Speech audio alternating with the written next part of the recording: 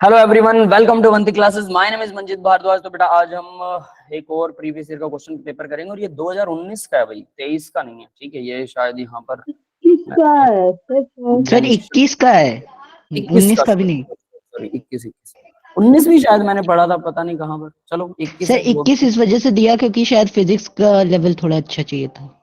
पता नहीं मुझे। ठीक है, वट उनके हाथ में जो सामने आता वही दे देते हैं, सीधी बात ये। ठीक है, तो भाई let's see the first question. First question आपकी स्क्रीन के सामने है। चलिए देखते हैं क्या बनता है इसका। Which of the following phenol does not colour when condensed with the phenolphthalic anhydride in the presence of the considered H2SO4। ये क्वेश्चन मैंने सर बी। प्रणव को करवाया था, प्रणव ने पूछा था। प्रणव इसका आंसर देने वाला है। Pranav sir B. क्यों? बी ऑप्शन है। क्यों? सर आपने बोला था रट्टा लगा लो। नहीं, मैंने एक और हाँ चीज सर, बताई थी यार। सर रट्टा तो बोला ही था, साथ में थोड़ा सा रीजन बताया याद था, करने के लिए तो अब मैं रीजन सभी याद नहीं है। बोलता हूँ यार, लेकिन मैंने एक्सप्लेनेशन दी थी कि थैलिक एसिड इसके साथ रिएक्शन करता है, तो रट्टा का ले तो बोला था मैंने। वो तो हर रिएक्शन का रट्टा तो मारना ही है, लेकिन कुछ एक्सप्लेनेशन भी दी थी यार। मतलब लास्ट वाली लाइन याद है, ये सही है ना? अश्वत्थामा मारा गया, नर नहीं कुंजर, ये तो सुना ही नहीं। Yes sir. जल्दी बताओ फिर, रीजन याद है? नहीं याद होगा। ठीक है चलो मैं बताता हूँ। रिएक्शन देखो, मैंने इस रिएक्शन को रट्टा लगाने के लिए बोला था। ठीक है, क्या होता है? थैलिक एनहाइड्राइड है, फिनोफैथैलिक एनहाइड्राइड, थैलिक एनहाइड्राइड है। इसको जब फिनोल के साथ रिएक्शन करते हैं, ठीक है, ये डबल बॉन्ड आएगा यहाँ पे, फिनोल के साथ जब रिएक्शन करवाते हैं तो फिनोफैथलिन बनता है। फिनोफैथलिन क्या है? देखो ये डबल बॉन्ड उड़ गया और यहाँ पर इसका H उड़ गया और एक और फिनोल होगा, उसका भी H चला जाएगा, तो वाटर यहाँ से रिप्लेस होता है, प्लस वाटर। ठीक है, क्लियर है? Yes sir. दो H यहाँ से चले Yes, जाते हैं sir. और डबल बॉन्ड O यहाँ से जाएगा और दो H जाएंगे, तो ऑब्वियस सी बात है भाई, क्या बनेगा? पानी बनेगा। तो पानी यहाँ से चला गया और हमारे पास क्या बन गया? फिनोफैथलिन बन गया। फिनोफैथलिन कंसिडर्ड H2SO4 है, तो भाई ये एसिड के साथ में रिएक्शन करेगा, क्या करता है? ये पिंक कलर का होता है ना, पिंक कलर दिखाता है। Yes, sir. Indicator. इंडिकेटर है ये। तो यहाँ इसने क्या कहा है? देखो, विच of the following phenol does not colour give colour. Colour कौन सा फिनोल नहीं देगा? ठीक है, जब वो H2SO4 के साथ रिएक्शन करेगा, तो H2SO4 के साथ में फिनोल तो वो रिएक्शन वैसे के वैसे ही रहेगा ना। तो ये बनाता है, H2SO4. सुनिए, फिनोफैथलिन बनाता है। अब क्वेश्चन क्या कहता है? क्वेश्चन में ये फिनोल दे देगा, ये तो कलर देगा, ये वाला भी देगा, क्योंकि इसका पैरा पोजीशन खाली है। देखो सभी का पैरा पोजीशन पर ही जुड़ता है जब फिनोफैथलिन बनता है, तो पैरा के ऊपर ही जुड़ता है। अब ऐसा क्यों होता है भाई? ये बहुत बड़ा मॉलिक्यूल है, छोटा तो है नहीं, इसलिए अगर किसी और पोजीशन पे जुड़ेगा तो स्टेरिकली हिंडर्ड हो जाएगा, तो इस वजह से पैरा पर ही जुड़ेगा। अब इस मॉलिक्यूल के अंदर यहाँ पर हमारे पास पैरा पोजीशन ऑक्यूपाइड है CH3 से। समझ गए? यस इस वजह से ये वाला होगा जो कलर नहीं दिखाएगा। That is the reason. और फिर मैंने ये बोला था, अब इस रिएक्शन को रट्टा मार लेना, ये लर्निंग है, तो रट्टा मारने के बाद भी पता लगेगा। समझ गए बेटा? एकता बेटा, आपका कोई क्वेश्चन है क्या? सर मैं लेट हो गई, एक बार वापस से एक्सप्लेन कर दो। ओके ठीक है, मैं बताता हूँ। ये पहला ही क्वेश्चन था, कोई बात नहीं। देखिए क्या था, द क्वेश्चन वाज देयर कि इनमें से कौन सा फिनोल है जो H2SO4 के साथ रिएक्शन करके कलर नहीं दिखाता, does not give colour. Colour कौन सा नहीं दिखाता? इन चारों में से कौन सा कलर नहीं दिखाता? तो reason behind the scene is that जो थैलिक एनहाइड्राइड होता है वो फिनोल के साथ कंसंट्रेटेड H2SO4 के साथ में रिएक्शन करता है, तो फिनोफैथलिन बनाता है, जो कि कलर्ड कंपाउंड है, इंडिकेटर होता है, पता है ना? Yes sir. ये कैसे बनाता है? ये था थैलिक एनहाइड्राइड, इसका डबल बॉन्ड हो यहाँ पर जुड़ा हुआ था और दो पैरा हाइड्रोजन्स जो फिनोल के साथ में पैरा हाइड्रोजन लगे हुए हैं, वो तीनों मिलकर और ऑक्सीजन डबल बॉन्ड हो, ये तीनों यहाँ से रिप्लेस होकर वाटर रिप्लेस करते हैं। तो अब ये वाटर रिप्लेस करते हैं और फिनोफैथलिन बनाते हैं, जो कि कलर्ड कंपाउंड है। तो यहाँ पर अगर कुछ जुड़ा हुआ है कोई फर्क नहीं पड़ता, यहाँ कुछ जुड़ा है, यहाँ कुछ जुड़ा है, इनसे बहुत बड़ा फर्क नहीं पड़ेगा। हालांकि छोटे ग्रुप ही जुड़ सकते हैं, बड़े मत जोड़ देना। ठीक है, तो अब बात करते हैं कि हमने जो ऑप्शंस के अंदर हमने ये वाला ऑप्शन देखा, इसमें पैरा पोजीशन तो पहले से ऑक्यूपाइड है, इसके पास H है ही नहीं देने के लिए, तो यहां से H रिप्लेस करके, या CH3 रिप्लेस होने वाला नहीं है, तो यहां से रिप्लेसमेंट करने के बाद अगर यहाँ CH3 लगा हुआ है तो ये फिनोफैथलिन बनेगा ही नहीं। इसके साथ फिनोल H2SO4 के साथ रिएक्शन करके फिनोफैथलिन बनाएगा ही नहीं, अगर यहाँ CH3 जुड़ा हुआ है। अगर फिनोफैथलिन नहीं बन रहा है तो कलर आएगा ही नहीं, और अगर कलर नहीं आ रहा तो यही एक कंपाउंड है जो कलर नहीं देगा। ये वाला देगा, बिल्कुल ये वाला देगा, क्योंकि इसके पास भी पैरा हाइड्रोजन है। ये वाला देगा, इसके पास भी पैरा हाइड्रोजन। समझ गए बेटा? Yes sir. Yes sir. ठीक है, तो ये रीजन था। और अब इस रिएक्शन को ना रट्टा मार लेना, आपको ये रिएक्शन याद होगी तभी ये क्वेश्चन कर पाओगे। क्लियर है? समझ गए? तो बिहाइंड द सीन थोड़े थोड़े आंसर्स के रीजंस भी हमें पता होने चाहिए। रट्टा लगाना बहुत अच्छी बात है, लास्टली रटना ही है, ये याद रख लेना, है ना? सर रट्टा लगा तो लेते हैं, लेकिन उससे पहले आंसर के रीजन याद कर लेने चाहिए। हाँ, रीजन देखो, रीजन याद करने से रट्टा जो लगा रखा है, जो याद कर रखा है, वो रिवाइज हो जाता है और उसकी एक कहानी सी बन जाती है, जिससे कि चीजें सॉर्ट आउट हो जाती है। अच्छे ठीक से। है? चलिए अभी सेकंड क्वेश्चन करते हैं। देखिए sir out of syllabus. Sir out of syllabus लग रहा है, क्योंकि वो है ना फोटोकेमिकल स्मोक है। Environmental chemistry. ठीक है भाई, इसे आउट ऑफ सिलेबस लिख देते हैं।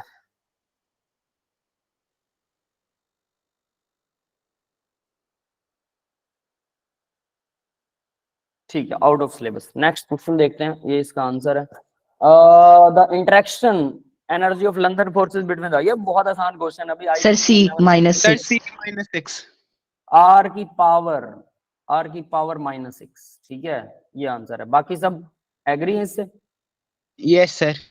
ठीक है, आर की पावर माइनस, ये इसके डायरेक्टली प्रोपोर्शनल होता है, ये याद कर लेना। ये भी रट्टा मारने वाला है, ठीक है? ये तो प्योर ही रट्टा मारने वाला है कि लंदन फोर्सेस सबसे कम होती है और वो 1/r की पावर 6 के इक्वल होती है। That's it. ठीक है? Yes. ओके, चलिए अब आगे बढ़ते हैं।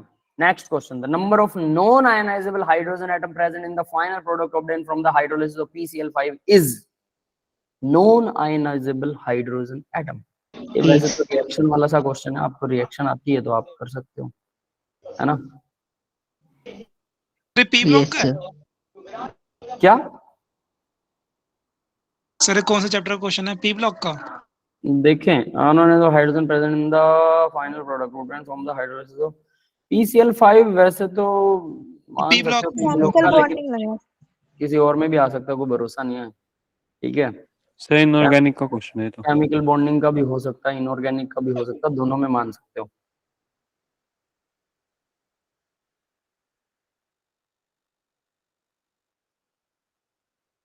बताइए आंसर क्या होगा? सर ये है। ए मतलब 0। सर कैसे? Yes. कैसे तो अभी बताते हैं, कोई बात नहीं, चिंता मत करो, कैसे वैसे की चिंताएं मत किया करो। आंसर देखते हैं। This one is here. PCl5 water के साथ रिएक्शन करता है, POCl3 बनाता है। POCl3 देखो, इसको ऑर्गेनिक का भी क्वेश्चन मान सकते हो, PCl3 का थोड़ा सा, क्योंकि ये PCl3 और PCl5 के साथ हम रिएक्शन करवा के ROH की RX बनाते हैं ना, है ना? तो ये याद रख लेना कि तो ये वहां पर भी काम आएगी। तो इसको बिल्कुल आउट ऑफ सिलेबस है, ठीक है? अगर आप लेसन नहीं पढ़ा हमें कोई बात नहीं, लेकिन उस तरह कोई क्वेश्चन आता तो एक बार देख जरूर लिया करो हल्का सा। जैसे कल परसों एक क्वेश्चन आया था, P4O10 किस काम आता है, याद है? Yes, sir. आपने बताया था थोड़ा सा डिहाइड्रेटिंग एजेंट है। डिहाइड्रेटिंग एजेंट, पानी को उड़ाने का काम आता है। तो ऐसी चीजें देखो हल्की सी रिवाइज होती है, माइंड में फिर से वो आ जाते हैं। तो P4O10 उसको याद रख लेना, ठीक है? ऐसी ऐसी चीजें याद रखनी चाहिए। तो लाइक दैट, तो यहाँ पर भी देखो ये रिएक्शन होती है, POCl3 बनता है, फिर H3PO4 बनता है। H3PO4 वैसे तो P ब्लॉक की रिएक्शन है, ऑब्वियस सी बात है। और H3PO4 का स्ट्रक्चर ये है, जब ये HCl के साथ रिएक्शन करता है, ऑल हाइड्रोजन आर आयनाइजेबल, सारे के सारे आयनाइजेबल। और उसने क्या पूछा था? Non ionizable. मतलब जब ये पानी के साथ रिएक्शन करता है तो ये वाला एसिड बनता है, और ये वाला एसिड जो वो कितने हाइड्रोजन डोनेट कर सकता है? 3 कर सकता है, तीनों के 3 ही लगे हुए हैं। तो ऑब्वियस है, तो सारे के सारे आयोनाइजेबल है, नॉन आयोनाइजेबल नहीं है। तो देखो ये वाले एसिड्स ना, मैंने आपको चीज बताई थी, ऑक्सो एसिड्स ऑफ फास्फोरस है। अगर डायरेक्ट H जुड़ा हो, फास्फोरस ने 5 वैलेंसी पूरी करनी है, तो डायरेक्ट H जुड़ा है, ये रिलीज नहीं होता, ये OH वाला H रिलीज होता है। याद है, ये मैंने बताया। Yes, sir, याद है सर। ऐसे डबल बॉन्ड ये इधर लेके जाएगा, ये ऑक्सीजन अपना लोन पेयर लेगा, हाइड्रोजन से वापस छीन लेगा, ये H ज्वाइन अलग हो जाएगा, है ना? तो ये प्रोसेस होती है। डायरेक्ट H लगा हुआ है तो फास्फोरस जो है वो इससे हाइड्रोजन से लोन पेयर नहीं लेने वाला भाई, क्योंकि ये तो गड़बड़ हो जाएगी। क्लियर है बेटा? फास्फोरस एसिड में भी होता है। किसमें? फास्फोरस एसिड में। हाँ बेटा, सभी में ये ऑक्सो एसिड जितने भी है ना, सबके साथ ऐसा होता है। ये देखो, ये एक H लगा दिया, अगर हाँ अगर एक 2 H लगे हो, सपोज दैट 2 H लगे हो, तो सिर्फ एक ही H पॉजिटिव आयन डोनेट करेगा ये। अगर तीनों H लगे हैं, सपोज दैट तीनों H, तो वो एक भी H डोनेट नहीं करेगा। तो H3PO ऐसा कोई एसिड ही नहीं है, इसका नाम ही एसिड नहीं है, ये इट इज नॉट एसिड, है ना। तो कम से कम 2 O तो होने ही चाहिए, OH और एक डबल बॉन्ड O तो पक्का होगा, तो एक OH तो होना ही चाहिए। फॉस्फोरस की यहाँ वैलेंसी पेंटावैलेंसी है। समझ गए सभी? Yes Yes, sir. sir, हाँ, समझ- तो ये तो वो उस- तो एक हाइड्रोजन में भी हो ही रही थी, पेंटावैलेंस में 4। हाँ लेकिन वो एसिड तो नहीं रहा ना बेटा, वो H पॉजिटिव आयन डोनेट नहीं करेगा, पेंटावैलेंसी तो पूरी हो रही है, बट वो H positive ion donate okay नहीं करेगा, सर। है ना। मेन पर्पस क्या है कि H पॉजिटिव आयन डोनेट कौन करता है, तो नॉन आयनाइजेबल हो जाएगा। अब अगर मान लो इसी की जगह वो अगर ये पूछ ले कि भाई यहाँ तो चलो PCl5 में ये बन रहा है, अगर इसकी जगह H3, ठीक है, PO3 बन रहा हो, तो इसमें कितने नॉन आयनाइजेबल हाइड्रोजन है, ये क्वेश्चन आ जाए तो सर तो देखो एक है सर। हाँ, कैसे निकाल सकते हैं, आपको स्ट्रक्चर आना चाहिए बस, है ना। और 3 ऑक्सीजन है तो 2 ऑक्सीजन यानी 2 OH लगेंगे, 2 ऑक्सीजन के साथ में एक डबल बॉन्ड पक्का मिलेगा। बाकी 5 वैलेंसी पूरी करनी, एक H आ गया, तो ये H नॉन आयनाइजेबल, ये H पॉजिटिव आयन डोनेट नहीं करेगा, 2 H पॉजिटिव आयन डोनेट कर सकते। क्लियर है? Yes sir. हाँ, यस ऐसे करके बस बिहाइंड द सीन थोड़ी सी थ्योरी करोगे तो बेटर हो जाएगा। Bond sir ji sir. And magnetic behaviour O2 negative ion is respective, भाई ये तो बड़ा आसान question. Sir A sorry sir A है सर। 1/5 पैरामैग्नेटिक, 1/5 डायरा, यस सर। पता नहीं क्या क्या है ना, O2 नेगेटिव, ठीक है। इसकी इलेक्ट्रॉनिक कॉन्फ़िगरेशन लिखनी आती है सबको, मॉलिक्यूलर इलेक्ट्रॉनिक, यस सर आती है sir. Sigma, sigma star, sigma, sigma star, यहां तक तो सबकी इलेक्ट्रॉनिक कॉन्फ़िगरेशन बिल्कुल सेम चलती है। 1s sigma, 1s sigma star, 2s sigma, 2s sigma star, सभी में 2-2 आते हैं, ये ऑर्बिटल्स हैं, याद रखना, सब में 2-2 इलेक्ट्रॉन आ रहे हैं, कोई दिक्कत नहीं, यहां तक सबकी सेम होती है। इसके बाद में 2p Z पहले आएगा, सिग्मा पहले आएगा या पाई पहले आएगा, कैसे पता चलता है मुझे सर जो 14 से बड़े होते हैं उनके लिए जो मतलब 1221 वाला रूल है वो फॉलो हो जाता है, मतलब पहले तो 1 वाला और फिर उसके बाद 2 और फिर उसके बाद 2 फिर 1, मतलब जो डायग्राम बनाते हैं हम लोग वो। और जो 14 से कम होते हैं उनके लिए 12 मतलब 1212 वाला रूल फॉलो हो जाएगा, पहले 1 वाला फिर 2 वाले फिर उसके बाद 1 वाला फिर 2 वाले नीचे। सही है। अब एक क्वेश्चन पूछूं आप लोगों से। यस सर पूछो। एक ऐड आती थी, उसमें ना नारियल तेल की ऐड थी कि देखो कमाल का ढक्कन, बड़े वाला ढक्कन दे रखा था, कहते गर्मियों में उस बड़े वाले ढक्कन में छोटा ढक्कन होता है, उससे आराम से निकाल सकते हो ऑयल, क्योंकि पिघल जाता है। सर्दियों में पूरा बड़े वाला ढक्कन खोल सकते हो और फिंगर से भी निकाल सकते हो ऑयल, है ना। तो उसके साथ एक बंदा खड़ा होता है, कहता सर और बरसात में तो ये वो कहता है कमाल का है ना, कमाल का ढक्कन। अब मैं यशवीर से एक क्वेश्चन पूछ रहा हूँ, और बेटा व्हाट अबाउट जो 14 वाले हैं, 14 से सर ऊपर 14 से ऊपर वालों के लिए वाला ही रूल उसके लिए भी होता है सर वही चलता है उसमें भी, 1 2 2 1 वही चलता है उसमें, 14 से ऊपर वाला। नीचे वाला, आई एम आस्किंग ऊपर वाला कि नीचे वाला? ऊपर वाला मतलब 1 to 2 है। या 14 से ज्यादा वाले जो 14 से ज्यादा के लिए होता है यस सर, और मतलब पूरा सर।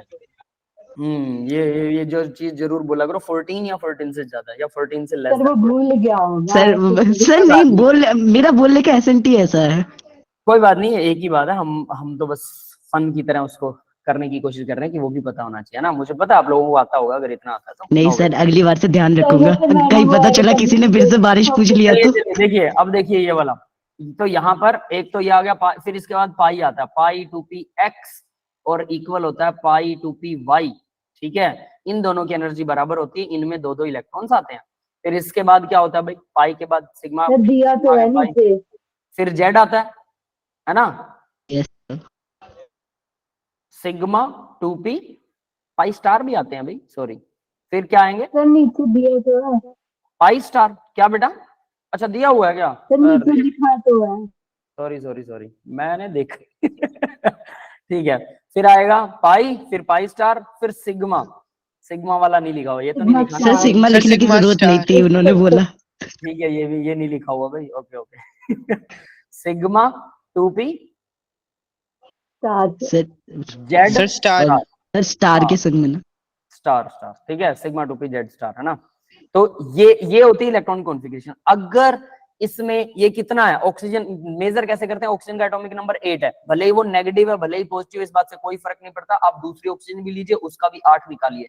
न्यूट्रल ऑक्सीजन के दोनों एटम्स, उनका टोटल 16 निकल रहा है जो कि 14 से ज्यादा आ रहा है, तो हम 14 से ज्यादा वाला या 14 वाला रूल लगाते हैं, 14 और 14 मोर देन 14। अगर ये न्यूट्रल एटम्स का सम, न्यूट्रल एटम्स का सम याद रखना, पॉजिटिव या नेगेटिव वाला नहीं, यहाँ नेगेटिव दिखा रखा है। अगर आप यूं कहो कि जैसे नाइट्रोजन कितना होता है 7, दूसरा नाइट्रोजन कितना, वो भी 7 है, तो ये आ गया 14, यहाँ 14 वाला रूल लगना चाहिए। लेकिन मैं अगर कह दूं कि नाइट्रोजन, एक नाइट्रोजन जो है पॉजिटिव है, N2 पॉजिटिव, कौन सा रूल लगाओगे? लेस देन 14 वाला, ग्रेटर एक देन में से 14 वाला। नहीं, यहाँ न्यूट्रल नाइट्रोजन का ही काउंट होगा और रूल वही लगेगा जो न्यूट्रल पे लग रहा है, 14 वाला। यस सर वही है। समझ में आ गई ये बात? तो न्यूट्रल एटम का देखना, भले ही वो N2 पॉजिटिव पूछ रहा है, लेकिन आपको दोनों नाइट्रोजन 7 लेके 14 बन रहा है, न्यूट्रल वालों का 14 बन रहा है। 7 एक का 7 एक का 6 करके 13 बना के लेस देन 14 वाला रूल नहीं लगाना है। ये बात समझ में आ रही है? Yes sir. यस सर आ रही है। ठीक है, तो देखो होता क्या है, सही है, तो 7 करके फिर बाद में एक प्लस करके फिर 13 वाला तो कर ही सकते हो, तब भी 13 है। कैसे कैसे? अरे वो इलेक्ट्रॉन तो 13 भरने हैं, मेरी बात सुनो, नाइट्रोजन N2 पॉजिटिव वगैरह था, इलेक्ट्रॉन तो 13 भरने हैं, ठीक है, लेकिन आपको रूल कौन सा लगाना है? जो न्यूट्रल एटम्स का टोटल बन रहा है वो वाला रूल लगेगा। समझ में आया? बता देता हूं कैसे है, थोड़ा सा ध्यान देना, ठीक है। जैसे सबसे पहले इसको थोड़ा डिफाइन कर देते हैं। ये इलेक्ट्रॉनिक कॉन्फ़िगरेशन आप लोगों को याद होनी चाहिए जो लिखी हुई है, ठीक है। अब इस इलेक्ट्रॉनिक कॉन्फ़िगरेशन में हर जगह पर यहाँ 2-2 इलेक्ट्रॉन्स भरे हुए, ठीक है। लास्ट में इन्होंने 1 भर दिया, ठीक है भाई, यहाँ 1 भर दिया और यहाँ पर 0 है फिलहाल, ठीक है। इस वाले में 0 है, 0 को चलो ब्लू वाले से दिखाते हैं कैसे करके, यहाँ 0 है, ठीक है, ये 0 इलेक्ट्रॉन्स है, ठीक है। तो ये 0 इलेक्ट्रॉन्स है। अब देखो यहां तक भर रहे हो, भरे जा रहे हैं तो ठीक है, नहीं भरे जा रहे तो जहां पे खत्म हो रहे हो तो इलेक्ट्रॉन कॉन्फ़िगरेशन वैसे ही है।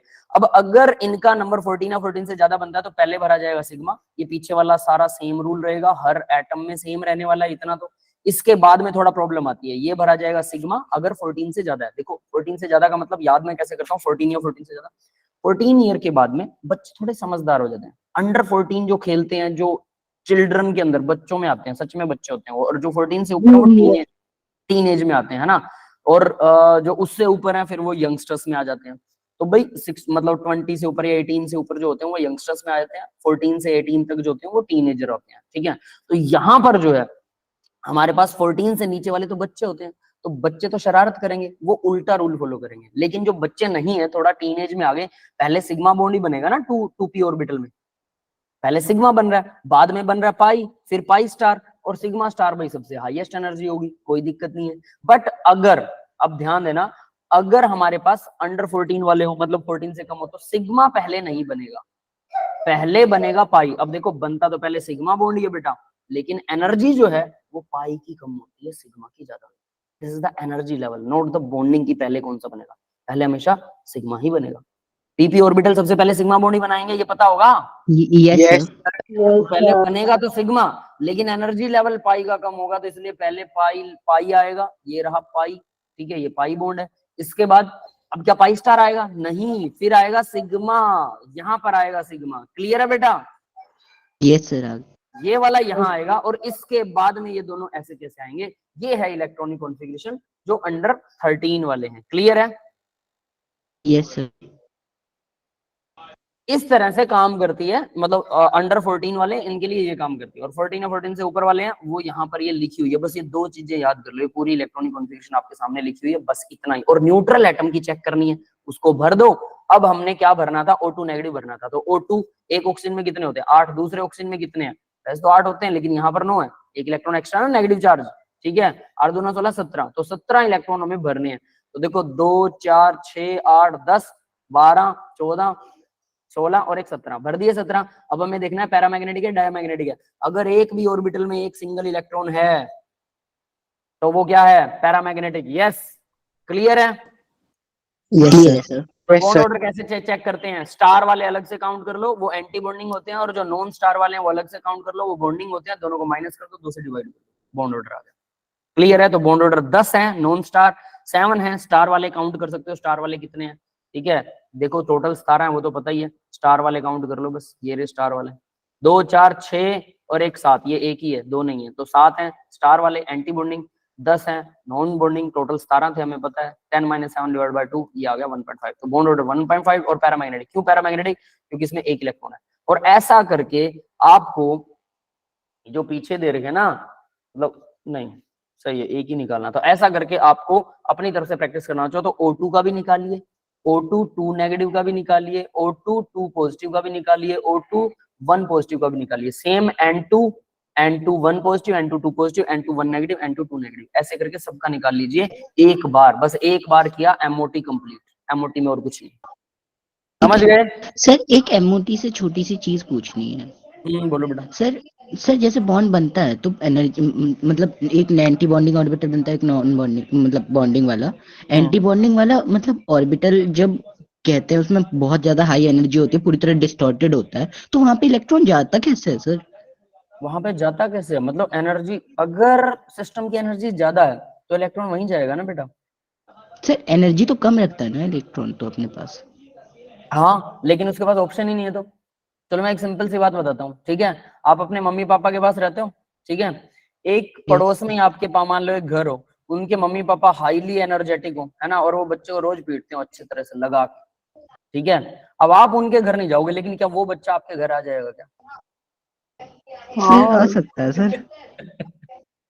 मतलब नहीं वैसे ही आएगा। रहने के लिए परमानेंटली आ जाएगा क्या? सर नहीं परमानेंटली तो नहीं, लेकिन आप अपना आधा दिन मेरे घर पे बिताने आ सकता है। पेरेंट्स बदल रहा हूँ ऐसा तो हो ही नहीं सकता। कितने आधे दिन बेटा, थोड़े दिन बाद आपके पेरेंट्स और आप भी दुखी हो जाओगे, ये उनके घर क्यों नहीं जाता, भी हमारे घर क्यों जाता यस सर। है ना? तो it's not possible to change the parents, sir it's not छोटा पॉसिबल बच्चा फॉर मैं एन हूँ, मैं इलेक्ट्रॉन। यशवीर के घर जाता हूँ। क्या बेटा? वो छोटा बच्चा मैं और यशवीर के घर जाता हूँ। तो देखिए it's not possible to change the parents like that. Electron के लिए पॉसिबल नहीं है कि न्यूक्लियस को चेंज कर दे। तो भाई मिनिमम, अब आपको लग रहा है हाई में जा रहा है सर क्योंकि वो डिस्टॉर्टेड होता है ये वो, ये देखो ये मिनिमम एनर्जी लेवल था, भर गया। इससे ज्यादा वाला ये है स्टार वाला, उससे भी ज्यादा ये वाला है, तो वो इसमें जाएगा कि इसमें जाएगा, अब ये बताओ। सर नहीं मतलब मुझे मैं ये पूछ रहा था कि जगह होती भी है कि एंटी बॉन्डिंग ऑर्बिटल की तरफ में कि वहां पे जा सके। बिल्कुल जगह होती है यार। मेरी बात सुनो, ये है, ये एस ऑर्बिटल है, ठीक है? और एक और इसका एंटी बॉन्डिंग एस होगा, एंटी बॉन्डिंग एस। अब आपको पता है बॉन्डिंग और एंटी बॉन्डिंग दो तरह के वो बनते हैं। ये एस ऑर्बिटल ऐसे बनते हैं, मोलिकुलर ऑर्बिटल एस ऐसे बन जाते हैं, थोड़े थोड़े गोली होते हैं ये, ठीक है? एंटी बॉन्डिंग क्या होते हैं?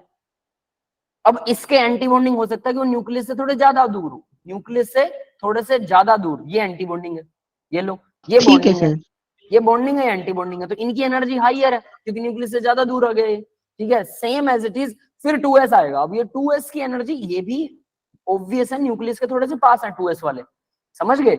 लेकिन एंटी बॉन्डिंग से तो इनकी एनर्जी ज्यादा है ना। तो अगर इलेक्ट्रॉन यहाँ पर नहीं है और यहाँ पर मान लो 0 इलेक्ट्रॉन है दोनों जगह में, अब मुझे एक इलेक्ट्रॉन भेजना है, तो इलेक्ट्रॉन यहाँ आना पसंद करेगा या यहाँ आना पसंद करेगा? सर एंटी बॉन्डिंग की तरफ में। एंटी बॉन्डिंग में ना, भले उसकी एनर्जी आपको लग रहा है एनर्जी ज्यादा है, तो क्या वो बहुत ही ज्यादा है? नहीं बेटा, वो बॉन्डिंग वाले से तो कम ही है, इसलिए वो एंटी बॉन्डिंग में जाएगा। लाइक दैट ये एनर्जी लेवल्स हैं, दीज आर लेवल्स, ठीक है? तो जब इसके पास कोई चॉइस ही नहीं है, ये ठीक ठाक मम्मी पापा हैं, ये अच्छी तरह से रगड़ के लेते हैं मम्मी पापा, तो भाई जब इसके पास ऑप्शन ही नहीं है, भगवान कह रहा है अब बेटा कहाँ जाएगा, तो इन्हीं घर टपकिया, वो कहेगा यहाँ जाएगा क्या? ये तो मम्मी पापा अभी पैदा भी नहीं हुए, यहाँ कैसे जा सकते? तो यहीं जाना पड़ेगा।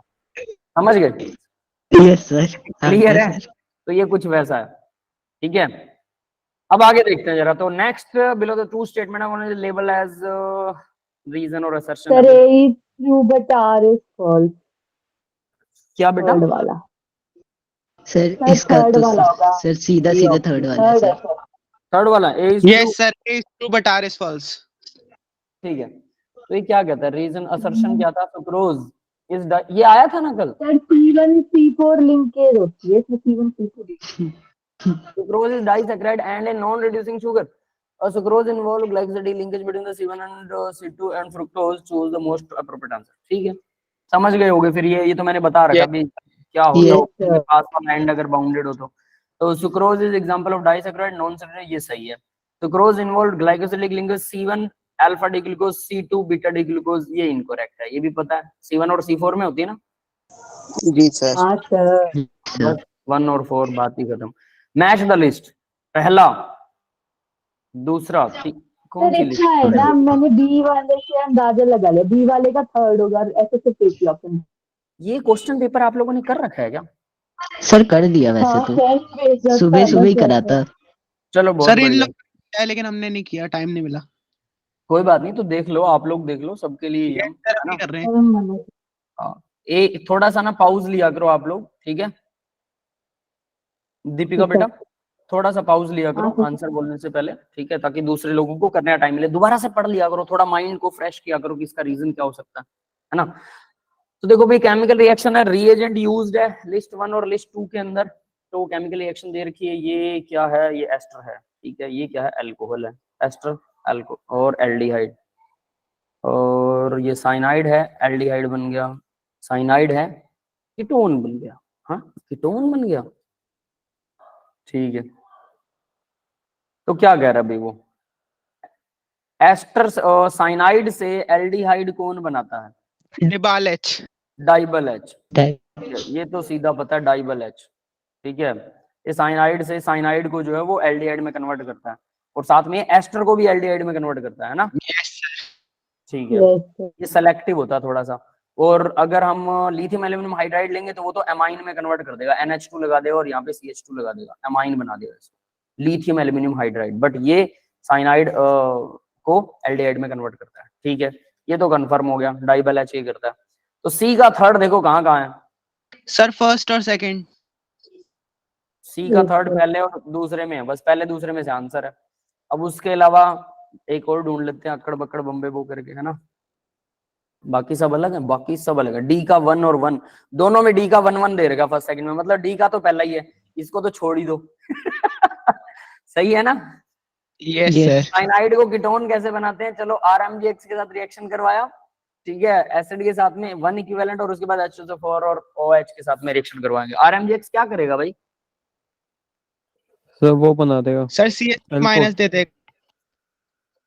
CH3 माइनस के अल्कोहल पूरा CH3 कर देना माइनस पूरा। देगा, ठीक है, लेकिन ये CH3 माइनस कहाँ अटैक करेगा? साइनाइड में सर कार्बन कार्बन अटैक करेगा, क्योंकि नाइट्रोजन इलेक्ट्रॉन छीन रहे हैं ना उससे। कार्बन पे अटैक करेगा, और फिर उसके बाद में हम जब H2SO4 और वाटर के साथ ट्रीट करवाएंगे, NH2 यहाँ से NH3 अलग हो जाएगा और ये सब बन सर वो जाएगा। H2SO4 अलग ऑप्शन है शायद। सर वो तो सेकंड ऑप्शन है ना, पर अरे हाँ सच, ये तो अलग है, इसके साथ थोड़ा ट्रीट करवाएंगे, ठीक है? बस इसके साथ ट्रीट कर, अच्छा एसिडिक वाटर, ये रहा ये रहा ये रहा, ठीक है ठीक है, मैं यही ढूंढ रहा, मैं क्या इससे थोड़ा हुआ। एसिडिक वाटर से ट्रीट करवाएंगे, फिर अपने आप डबल बॉन्ड हो ये बन जाएगा, ठीक है? अब इसके बाद ये तो हो गया, अब इसके बाद देखो जरा क्या हो सकता है, ए का दूसरा या चौथा, बी का बी चौथा का या दूसरा? फोर्थ हो सकता और है, बी क्योंकि का वो देख, बी का देखें, एस्टर से यस सर एल्डिहाइड बी बना का रहे हैं, सेकंड एस्टर से सेकंड एल्डिहाइड बनेगा या एस्टर से अल्कोहल बनेगा? भाई लिथियम एल्यूमिनियम हाइड्राइड होता है जो सर अल्कोहल बना सकता है, या फिर कोई कंप्लीट रिडक्शन करने वाला बना सर सकता है। H2SO4 एस्टर्स FnCl2 में लगा दे तो, क्या?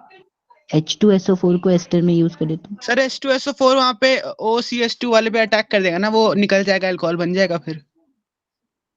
ये वाला अल्कोहल बनाएगा? Yes sir. सर फिर क्योंकि वहाँ पे एक तरह से H प्लस जो होगा वो OCH2CH3 पे अटैक कर देगा ना। SnCl2 और HCl ये भी रिड्यूसिंग एजेंट है, तो क्या ये एल्डिहाइड बनाता है SnCl2 HCl? स्टीफन रिडक्शन शायद यही होती है। स्टिफन रिडक्शन के अंदर हाँ, ये एल्डिहाइड एल्डिहाइड यस बनाने सर। में यूज होता है। बस वो तो सर नाइट्राइल में यूज करते हैं ना, स्टीफन वाली किसमें यूज करते हैं? नाइट्राइल वाले में।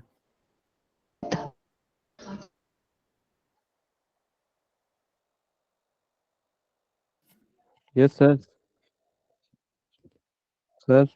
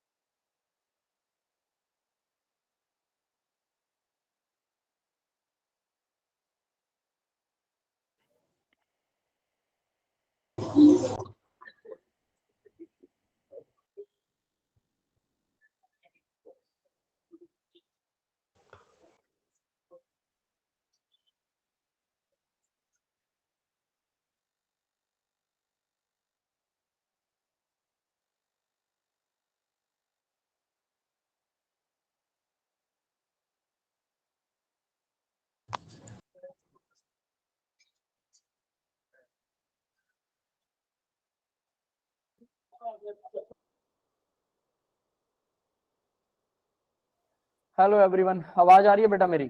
यस सर आ रही है। Yes sir. यार पहले गायब हो गया, मैं बोल रहा मैं कि सारे गायब हो गए यार। हमने सर ये आंसर, देखो मेरी बात सुनो, ये सर सी साइनाइड है, साइनाइड वाले में ही होएगा। साइनाइड वाला जो है, देखो इससे साइनाइड से एल्डिहाइड बनता है, हम बोल रहे हैं वो डाइबल एच करना चाहिए, है ना?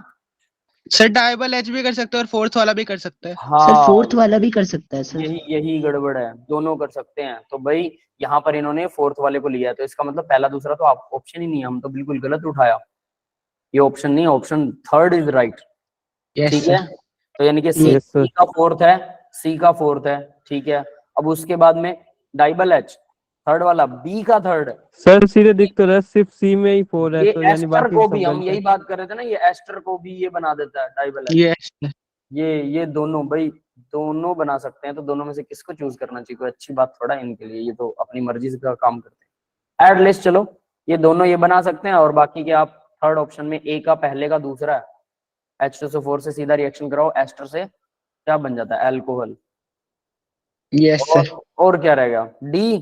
डी का पहला है RMGX के साथ में, ये तो हमने सही किया था ना RMGX वाला। सर डी वाला तो सब में ही सेम है, तीनों में। सर ए वाला भी। हाँ ये वाला तो सब में सेम है, सही बात है, ये सबको पता है। चलो ठीक है, थोड़ा सा केयरफुली ध्यान से करने वाला क्वेश्चन था, बट एटलीस्ट यही चीजें सीखने की होती है जब क्वेश्चन लगाते हैं, कि हम एक चीज को सिक ना करें कि सिर्फ डाइबल एच ही ये कर सकता है, डाइबल एच ये भी कर सकता था, दोनों कर सकता था, तो यहाँ भी डाइबल एच लग सकता है, यहाँ भी लग सकता है, दोनों में। एसेंशियल तो सर डिबाल एच तो सिर्फ वो ट्रिपल बॉन्ड तोड़ता है ना, डबल बॉन्ड थोड़ी। डबल बॉन्ड को नहीं तोड़ता, लेकिन हमने क्या तोड़ा बेटा? डाइबल एच। देखो यहाँ पर हमने क्या किया है, एस्टर को एल्डिहाइड में कन्वर्ट करता है डाइबल एच, और डाइबल एच जो है वो साइनाइड को एल्डिहाइड में कन्वर्ट करता है। दोनों काम कर सकता है डाइबल एच, दोनों, इसको भी चेंज कर सकता है, इसको भी चेंज कर सकता है। अब हम किसको करें? तो ऑब्वियस है इन दोनों के साथ डाइबल एच लग सकता है, कोई दिक्कत नहीं है। तो SnCl2 जो है वो साइनाइड को वो भी एल्डिहाइड में कन्वर्ट कर सकता है, तो इसको इसके साथ लगाएंगे, इसको इसके साथ लगाएंगे, और बाकी का फिर आंसर आ जाएगा। क्लियर है? Okay sir, okay. Yes sir. दोबारा से बार बार याद करनी पड़ेगी बेटा। ठीक। ठीक है, ठीक है, आगे देखते हैं, नेक्स्ट क्वेश्चन देखते हैं। Give below the two statements, one is labelled as, भाई आप लोगों की ना चैट सारी गायब होगी, पता है, मैंने वो किया ना, चैट नहीं मेरे सर ये आउट ऑफ सिलेबस है, आई थिंक एस ब्लॉक का है। यस सर लग तो ऐसे ही रहा है। Chromium carbonate is insoluble in water and highly soluble, is highly stable, sorry, और thermal stability of carbonate increases with increasing cationic size। ठीक है भाई, इसको आउट ऑफ सिलेबस देते हैं। Moving to the group, the cation size, हाँ S block से आएगा, है ना? चलो, यस। ऐसे जो क्वेश्चन है भले ही आउट ऑफ सिलेबस है, लेकिन एक बार जरूर पढ़ लिया करो हल्का सा, ठीक है? अच्छा पढ़ लिया था। नेक्स्ट देखिए, मतलब क्वेश्चन और इसका आंसर जरूर एक बार रीड कर लिया करो, याद भले ही ना करो। हमारे पास भाई C double bond NH2, acid amide है, बेंजीन है, अमाइन है, लेकिन अमाइन जो है वो कार्बन के बाद में है। एसिड एनहाइड्राइड के साथ रिएक्शन करवा रहे हैं, P is the major product, the major product of above reaction is, सीधी सीधी रिएक्शन है, और इसका डी वाला। मेजर प्रोडक्ट क्या बेटा? Sir D. Sir D D option है। बाकी के बाकी स्टूडेंट, बाकी के स्टूडेंट हैं क्या हमारे साथ? क्या सारे चले गए हैं? तो सही, मुझे लगा मैं सर ही ना अभी हम चला, जिंदा हैं। अरे मुझे लगा और मैं ही ना चला गया हूँ। पहले मैं बोल रहा, पता है मैं इतनी देर से बोल बहुत रहा हो गए। हूँ। मैं इतनी देर से बोल रहा था, मैं कहा अरे कहाँ गए सारे, फिर मैंने देखा मीटिंग में, मैंने कहा मैं तो मीटिंग से आउट हो चुका हूँ और मैं बोल रहा हूँ पिछले वाले क्वेश्चन। ठीक है, इंटरनेट इशू दैट इज। हाँ भाई, डी आपको लगता है, क्यों लगता है डी ऐसा? सर क्योंकि सर क्योंकि ओ वाला COCH3 गड़बड़ जो है ना करता है और वो बाकी NH2 पे सीधा जाके कर जाएगा। लग जाएगा, लेकिन वो जो CONH2 है वो डोनेट नहीं करेगा ना, रेजोनेंस करेगा लोन पेयर उसके, तो वो उसके साथ सी नहीं डबल बॉन्ड चिपकेगा। और NH2 वाला जो है वो नहीं करेगा, लेकिन जो CH2 के साथ लगा हुआ है वो NH2 लोन पेयर यस अपना सर। डोनेट कर सकता है, वो COCH3 उसके साथ जुड़ जाएगा। ठीक है, मुझे समझ नहीं आया सर, कोई बात नहीं, सुने ना बेटा, मैं बताता हूँ। वाई नॉट ए, हरिओम बोल रहा है ए क्यों नहीं, तो दोनों क्यों नहीं, अभी बता देते हैं। ठीक है, अभी रीजन डिस्कस किया इसका। देखो भाई, कहाँ पर है ये रहा, ठीक है, देखो ये वाला NH2 रिएक्शन कर सकता है, ये वाला भी कर सकता है, दोनों कर सकते हैं। AC ट्वाइस OH क्या होता है, CH3 C double bond O और इसके साथ O लगा, फिर ये C डबल बॉन्ड O है और ये CH3 है। ठीक है, यही है हमारा एसिटिक एनहाइड्राइड। ठीक है, अब इसको ऐसे भी लिख सकते हैं, दोनों एक ही चीज है। ठीक है, ये 2 बार क्यों लिख रहे हैं इन्होंने, बेवकूफों ने। चलो, तो जो भी है, तो ये देखो ये कैसे लिखते हैं इसको, ये लिख दिया, ये लिख दिया, इसके आगे ट्वाइस लगा दिया है ना, CH3CO ये 2 बार है और बीच में O जो है वो बाहर है, दोनों से जुड़ा हुआ है, तो ऐसे इसको लिख सकते हैं। अब ये टूटता कैसे है भाई, ऑब्वियस है, बड़ा आसान है। कार्बोक्सिलिक एसिड बहुत अच्छा लिविंग ग्रुप है, तो यहाँ से ये बड़ा अच्छे से CH3CO नेगेटिव आयन अलग हो जाएगा, कार्बन पे पॉजिटिव आयन आएगा। पॉजिटिव आयन को क्या चाहिए, लोन पेयर चाहिए, वो इस नाइट्रोजन का लोन पेयर ले सकता है। यस, ये बात समझ में आ गई इधर से? Yes sir. ठीक है, क्लियर है बेटा? अब ये लोन पेयर ले लेगा तो CH3CO चिपक सकता है, तो फिर नीचे वाला क्यों नहीं? द क्वेश्चन वाज कि किसने पूछा था, रोहित ने पूछा, रोहित ने, हरिओम ने पूछा था, है ना, कि ए वाला ऑप्शन क्यों नहीं है, ए वाले में इसका लोन पेयर भी डोनेट करवा रखा। भाई इसका लोन पेयर ना बिजी होता है, किसके साथ, इसके साथ C डबल बॉन्ड लगा हुआ है, ये इधर खींचेगा तो ये अपना लोन पेयर बिजी रखेगा इसके साथ, रेजोनेंस। इस बिजीनेस की वजह से ये लोन पेयर डोनेटेड नहीं होगा, तो इसके साथ नहीं जुड़ने वाला, इसके साथ जुड़ जाएगा। क्लियर है? Yes sir. और ये बीच सर में एक वो भी तो वो हो सकता है, क्या कहते हैं रीजन, ये CH2 बीच में नहीं आना चाहिए, यहाँ पर नहीं लगा हुआ यार CH2 बीच में, सर वो गायब कर दिया उन लोगों ने, लग रहा है। गलत कर रखा है। यहाँ पर CH3 भी लगेगा, यहाँ एक CH2 भी लगेगा। ठीक है, हम लगा देते सर वो हैं। मन के हिसाब से CH3 गायब कर देते हैं। हाँ चलो, वो हो जाता है। एक बार दोबारा बता दो क्या कह रहे हो बेटा? सर, एक बार दोबारा बता दो। दोबारा बताऊं? ठीक है, देखो क्या है, NH2 है हमारी रिएक्शन, एसिटिक एनहाइड्राइड क्या करता है, मैं सिंपल रिएक्शन लिख देता हूँ। एसिटिक एनहाइड्राइड में क्या होता है, उससे आपको थोड़ा ज्यादा क्लियर हो जाएगा। C double bond O, C double bond O और इस तरफ मान लो RR लगा हुआ है। ठीक है, तो इसके अंदर ना सबसे अच्छा काम होता है कि ये CH3 C double bond acetic acid या कोई भी कार्बोक्सिलिक एसिड यहाँ से रिलीज हो जाता है, तो हमारे पास क्या बनता है, R C double bond O, इस पे आ जाता है पॉजिटिव। ये ऐसे पॉजिटिव नहीं आएगा, कोई इसको लोन पे डोनेट करने वाला हो तब आता है ये पॉजिटिव, ऐसे स्टेबल नहीं होगा, ध्यान रख लेना। बट मैं वैसे बना के दिखा रहा हूँ कि ये इंटरमीडिएट बनेगा। ऑक्सीजन पर negative charge, C double bond O और R क्या बना, ये कार्बोक्सिलिक एसिड बन गया। इसको ऐसे लिख दो, COOR, O नेगेटिव। ठीक है, ये समझ में आ गया? Yes sir. तो ये आसानी से लीव हो जाता है, तो ये तो आसानी से लीव हो गया। ठीक है, इसको तो हमने निकाल दिया, बचा क्या, ये पॉजिटिव है, इसको चाहिए इलेक्ट्रॉन, तो ये इलेक्ट्रॉन कहां से लेगा, तो ये इलेक्ट्रॉन नाइट्रोजन के ऊपर होते हैं, इस नाइट्रोजन पर भी है, इस नाइट्रोजन पर भी है, बेंजीन से भी ले सकता, बट बहुत इजी तो नाइट्रोजन वाले ही है। तो ये वाला नाइट्रोजन अगर इसको इलेक्ट्रॉन डोनेट करे तो आसानी से ले जाएगा, इसके साथ जुड़ गया। ठीक है, अगर ये वाला करे तो अब क्वेश्चन आता है कि ये वाला क्यों नहीं कर रहा है, ये ऐसे इंटैक्ट क्यों रहेगा, क्योंकि ये C डबल बॉन्ड O के साथ रेजोनेंस में रहता है। ये डबल बॉन्ड इधर आएगा, नाइट्रोजन अपना लोन पेयर इधर देगा, तो यहाँ पर आ गया ये आ गया सिंगल बॉन्ड, है ना, इस ऑक्सीजन पर नेगेटिव और इस नाइट्रोजन पर पॉजिटिव चार्ज आ जाएगा, फिर से ये अपना लोन पेयर वापस ले लेगा, इधर से ऑक्सीजन अपना लोन पेयर वापस दे देगा, तो ये आपस में रेजोनेंस में चलते रहते हैं। इसलिए ये नाइट्रोजन टेक पार्ट नहीं करता एसिटिक एनहाइड्राइड के साथ रिएक्शन में, जबकि नॉर्मल वाला करता है। दैट इज द रीजन, इसी वजह से D is the right option. Clear है बेटा? Yes sir. अजय बेटा आपका कोई क्वेश्चन है, बोलो अजय। सर मैं यूं कहता है, ये ऑक्सीजन के साथ जुड़ा हुआ तो ज्यादा इलेक्ट्रोनेगेटिव नहीं है, तो उसको कौन? तुम तक खींचना चाहेगा कौन? नाइट्रोजन? एसिटेट आयन को। एसिटेट आयन को क्यों छीनेगा? देखो बेटा, ऑक्सीजन के साथ जुड़ा है, यही तो प्रॉब्लम है। ऑक्सीजन क्या कर रहा है, ऑक्सीजन अपना लोन पेयर, जब भी ऑक्सीजन डबल बॉन्डेड होता है वो अपना एक बॉन्ड पेयर छीन लेता है, जिससे ऑक्सीजन पर नेगेटिव आ जाता है, यहाँ सिंगल बॉन्ड बन जाता है, कार्बन पे पॉजिटिव आता है, और इस कार्बन के साथ था नाइट्रोजन। तो कार्बन फिर क्या कहेगा, अपने पड़ोसी को कहेगा भाई तू इलेक्ट्रॉन दे दे, तो इसके जो नाइट्रोजन के इलेक्ट्रॉन हैं वो इसके साथ डबल बॉन्ड बनाने में बिजी रहते हैं, वो एसिडिक एनहाइड्राइड को नहीं इलेक्ट्रॉन डोनेट कर सकता। क्यों नहीं कर सकता? क्योंकि ये पड़ोसी पहले अपने इलेक्ट्रॉन इसको दे चुका है। समझ गए? तो ये पड़ोसी बाइंडेड है, ये आपस में रेजोनेंस में रहते हैं, इसकी वजह से ये लोन पेयर फ्री नहीं है किसी को डोनेट करने के लिए। This lone pair is not free, लेकिन ये वाला लोन पेयर बिल्कुल फ्री बैठा है। अब हम कहें कि ये वाला लोन पेयर भी तो बेंजीन को इलेक्ट्रॉन दे सकता है, भाई बेंजीन बहुत दूर बैठी, यहाँ CH2 है, बेंजीन तो बहुत दूर बैठी है, इससे बीच में एक और अड़चन आती है। क्लियर है? समझ में आया? Yes sir. Yes sir. ठीक है, चलिए तो नेक्स्ट देखते हैं, और Yes, समझ sir. में आने के बाद वो रिएक्शन रट्टा मार लेनी चाहिए, ये जरूर याद रख लेना। ठीक है, Yes.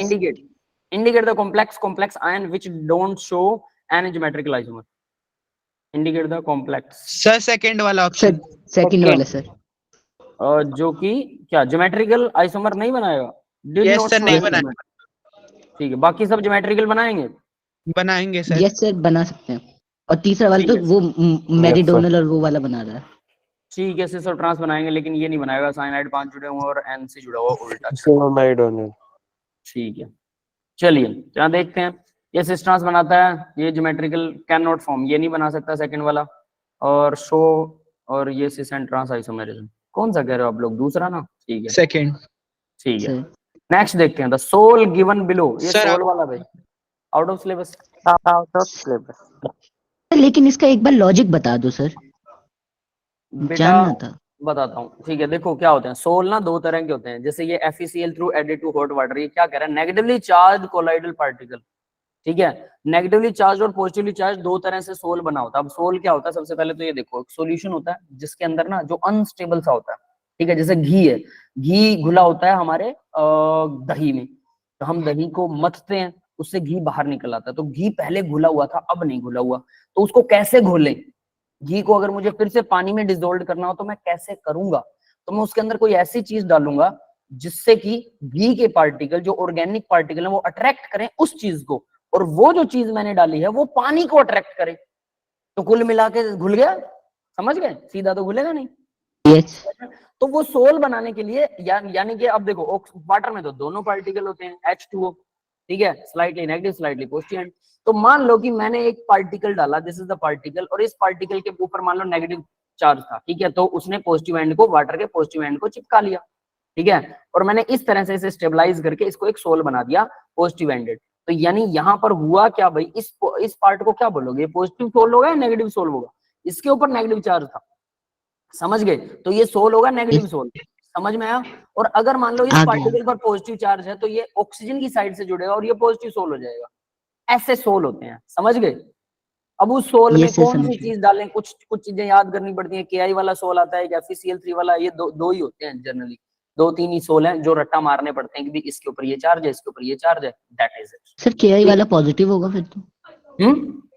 KI वाला जो है वो पॉजिटिव होना चाहिए अब था। देखो यहाँ पर, ये देखो, अगर आयोडीन चारों तरफ पानी को घेरता है, ठीक है, और पोटेशियम घेर रहा है, अब आप आयोडीन के चारों तरफ क्या चीज जोड़ रहे हो? डिपेंड करेगा। अगर पोटेशियम को यूज कर रहे हो तो फिर वो पोटेशियम पॉजिटिव है, आयोडीन को यूज कर रहे हो तो नेगेटिव है। तो दोनों से ही दोनों तरह के सोल बन सकते हैं। कमाल ये सर फिर डिपेंड तो करेगा। न्यूट्रल सोल हो जाएगा। नहीं नहीं नहीं नहीं नहीं नहीं, आयोडीन का जो सोल बना, जो नेगेटिव आयन बना, देखो ये नेगेटिव सोल बन गया, ठीक है। इसके चारों तरफ वाटर ऐड कर लिया। तो हम क्या करते होते हैं, इस आयोडीन के चारों तरफ अब उल्टा करते हैं। इस आयोडीन के चारों तरफ हमारे पार्टिकल, पॉजिटिवली पार्टिकल, मान लो मेरे को कोई और चीज घोलनी थी, इसमें घी घोलना था, घी पे पॉजिटिव चार्ज था, तो पॉजिटिवली पार्टिकल इसको चारों तरफ से घेर लेते हैं, समझ गए? आयोडीन को चारों तरफ Yes, से, और sir. फिर उसके तरफ वाटर अब इसके साथ जुड़ेगा, क्योंकि आयोडीन को वाटर अब भी अट्रैक्ट करेगा, समझ गए? वो इस तरह से वर्क करता है। तो हम तब इस सोल को नाम देते हैं। तो पॉजिटिव नेगेटिव दोनों तरफ से हो सकता है, डिपेंडिंग अपॉन द एग्जांपल कि आयोडीन के बाहर क्या है, समझ ठीक गए? है सर, समझ गए। कुछ वैसा होता है। जब इसको डिटेल करोगे तो आपको ज्यादा बेटर क्लियर समझ में आएगा, ठीक है। अभी हम इस पे ज्यादा टाइम नहीं लगाना चाहते। ऑफिशियली इसका आंसर थर्ड था भाई, ठीक है, इसका आंसर थर्ड है, AgNO3, ठीक है। नेक्स्ट देखिए, स्टेटमेंट है sir out of syllabus I think metal तो ये एनर्जी भी है। आउट और ऑफ वाला है, बिल्कुल बिल्कुल, ये भी आउट ऑफ सिलेबस है। कोई तो समझ भी नहीं आ रही थी करने की। कोई बात नहीं, और वाला है बेटा, और में भी ये लर्निंग वो ज्यादा है, पोर्शन ज्यादा है इसका भी, सीधा याद करने वाला ही है। जिंक सल्फाइड और कॉपर ग्लांस क्या होते हैं? Given below statement one label reason. Sir ये हाइड्रोजन से है। Out of syllabus. Hydrogen. Yes sir out of syllabus. चलो, सर वैसे इसका आंसर तो पता चल गया। सर लेकिन पढ़ रखा था तो थोड़ा थोड़ा पता है इसके बारे में। Yes sir. Heavy water use for the study of reaction mechanism, बिल्कुल यूज होता है। हैवी वाटर D2O, D कहाँ जुड़ा होता है? बिल्कुल सही है। होता है sir. The rate of the reaction for cleavage of OH bond is slower than the OD bond. अब ये इसकी कोई सही एक्सप्लेनेशन नहीं है, बट ये सही है, बात तो सही है, बट एक्सप्लेनेशन सही नहीं है। क्यों यूज होता है? क्योंकि ड्यूटेरियम जो है वो रेडियो एक्टिव होता है, उसको पहचानना बड़ा आसान है। मान लो मैंने C डबल बॉन्ड O और यहाँ पर OH लगा दिया, और एक और मैंने कार्बोक्सिलिक एसिड लिया, उसके साथ OD लगा दिया, तो मुझे पता है कि ये वाला H रिप्लेस हो गया D से, ठीक है, क्योंकि ये रेडियो एक्टिव वाला है और ये नॉर्मल वाला था। तो मैं यहाँ से रिएक्शन में मैकेनिज्म में हाइड्रोजन कहाँ था और कहाँ चला गया, ये मैं उसको फॉलो कर सकता हूँ। समझ गए ना? सर बोलो क्या? ड्यूटेरियम रेडियो एक्टिव होता है? अरे सॉरी, ड्यूटेरियम नहीं, ट्रीटियम होता है यार। वो तो हैवी वाटर से भी, हैवी वाटर को भी डिटेक्ट किया जा सकता है। सॉरी वो ट्रीटियम होता है ना, रेडियो एक्टिव नहीं है। लेकिन हैवी वाटर को भी ट्रीट किया जा सकता है, मतलब उसको भी डिटेक्ट किया जा सकता है आसानी से। तो यानी मैंने डी को, हाइड्रोजन और डी को आसानी से क्या कर लिया, डिटेक्ट कर लिया, जिसकी वजह से मुझे ये पता लग गया कि यहाँ पर जो हाइड्रोजन लगा था वो यहाँ पर, अब यहाँ पर नहीं है। इसका मतलब ये वाला हाइड्रोजन तो रिमूव हो चुका है, ये कहीं और चला गया। समझ गए? ऐसे करके पता लगता यस है। सर। तो क्या ये इसका क्लीवेज रेट से इसका कोई लेना देना नहीं, ठीक है, ये इसके ऊपर तो रीजन नहीं बनेगा। समझ में आ गया? Yes yes sir. सर, आ गया। तो डी जो है, तो यहाँ D2 use to the study of, बिल्कुल सही है, rate of the reaction cleavage OH जो है वो ज्यादा होता है OD से, ये भी ठीक है, रीजन दोनों सही है। लेकिन आंसर क्या होगा इसका? फिर आंसर क्या होगा भाई? आंसर ढूंढना इसका। सर वहां पे स्लोअर लिख रखा है ना, और वो तो फास्टर है ना। अच्छा उल्टा है वो? Yes sir. ठीक है, बोथ A और reason are true but R is not true explanation of A। Sir उल्टा है ना, आर तो, आर तो उल्टा है ना। Sir R I think false होगा। आर फॉल्स है सर। OH का rate, cleavage of OH bond faster than AOD, और इसने क्या दे रखा है, the rate of the cleavage of the OH bond is slower than. ठीक है, हाँ ये तो बिल्कुल ही फाल्स हो गया। सही है, ये तो नहीं है। ठीक है, छोड़ो। Arrange the following cobalt complexes in the order of increasing crystal field stabilization energy. इनको अरेंज करना भी CFT के अकॉर्डिंग, किसकी क्रिस्टल फील्ड स्टेबलाइजेशन एनर्जी ज्यादा होगी। ये तो आसान क्वेश्चन है। यस सर ए आंसर होगा। यस सर, क्योंकि मेटल तो सेम ही है ना, लिगेंड जिसका ज्यादा स्ट्रांग उसकी ज्यादा होगी स्प्लिटिंग एनर्जी। लीड जिसका स्ट्रॉन्ग होगा, है सर, ना? बी है वैसे। स्ट्रॉन्ग किसका होगा? सर ए। और ABCD आप कह रहे हो B, वाटर, NC, C। हाँ भाई, किसी और को समझ में आया? सर ए वाले की बी वाले की ज्यादा होगी, क्योंकि जो बी वाला होगा ना वो 2 पॉजिटिव, मतलब अगर हम उसका ऑक्सीडेशन स्टेट निकालेंगे तो वो 2 पॉजिटिव आएगा। और वहां से वैसे हाँ, मतलब अगर ये हम गड़बड़ सीरीज कर में रहा भी है। देखेंगे तब भी हम सीरीज में निकालेंगे तब भी वो चेक कर सकते हैं, बट उस पे चार्ज से +2 आएगा उसका ऑक्सीडेशन स्टेट और उसकी +3 आएगी, तो +3 वाली ये ज्यादा 3 स्टेबल। पॉजिटिव है, ये 2 पॉजिटिव है, ये ध्यान रखना, और ये 3 पॉजिटिव है, और यहाँ पर भी 3 पॉजिटिव है। अभी देखो जरा, समझ में आया प्रणव बेटा? यस सर, आ गया। आ गया ना? ठीक है, बाकी सब यस सर, आ गया। चार्ज ऑन वैसे मेटल। मैंने ये ऑक्सीडेशन स्टेट वाला ध्यान तो अभी करा, वैसे मेरे को सीरीज याद थी तो मैंने सीरीज सीरीज को भी ध्यान रखना, ऑक्सीडेशन स्टेट को भी ध्यान रखना, दोनों को ध्यान रखना। तो यहाँ पे आंसर देखो भी डायरेक्टली प्रोपोर्शनल होती है चार्ज के oxidation number central metal atom के, और साथ में लिगेंड की स्ट्रेंथ के भी, दोनों चीजें दे रखी है ना। तो इन की स्ट्रेंथ अमोनिया से ज्यादा, और अमोनिया से कम है वाटर, वाटर से कम है फ्लोरीन। ये तो हमें पता लग गया ऑर्डर CFSE का, ठीक है। बट यहाँ पर चार्ज का ऑर्डर भी मायने रखता है ना। Yes sir. इसने 1 1 1 1 2 लास्ट वाले को क्या दिया, आंसर क्या दिया इसने? वाटर, बी वाला दिया है। ठीक है, बी राइट ऑप्शन है, ठीक है। इसका 2 पॉजिटिव है, दैट्स इट। आगे बढ़ते हैं फिर। देखो भाई, क्लोर डाई है जो sir out of syllabus. Side out class of drug which chlor dioxide with the above structure. ठीक है, आउट ऑफ सिलेबस है, लेकिन ये क्या काम आता है ये जरूर पता होना चाहिए। सर ट्रांसक्यूलाइजर है। क्या होता है ट्रांसक्यूलाइजर? ड्रग्स। ट्रैंकुलाइजर तो वो होता है ना, बेहोश करने के लिए जानवरों को। देखा सर? हाँ, बेहोश कह लो या थोड़ा सा, हाँ वही चीज, ठीक है। कैल्कोजन ग्रुप किसका है? बहुत आसान क्वेश्चन है। कैल्कोजन कौन सा ग्रुप होता है? सर जिसमें क्या कहते हैं, 20 ऑक्सीजन की फैमिली को कहते हैं। ऑक्सीजन फैमिली कौन से ग्रुप में आती है? 16।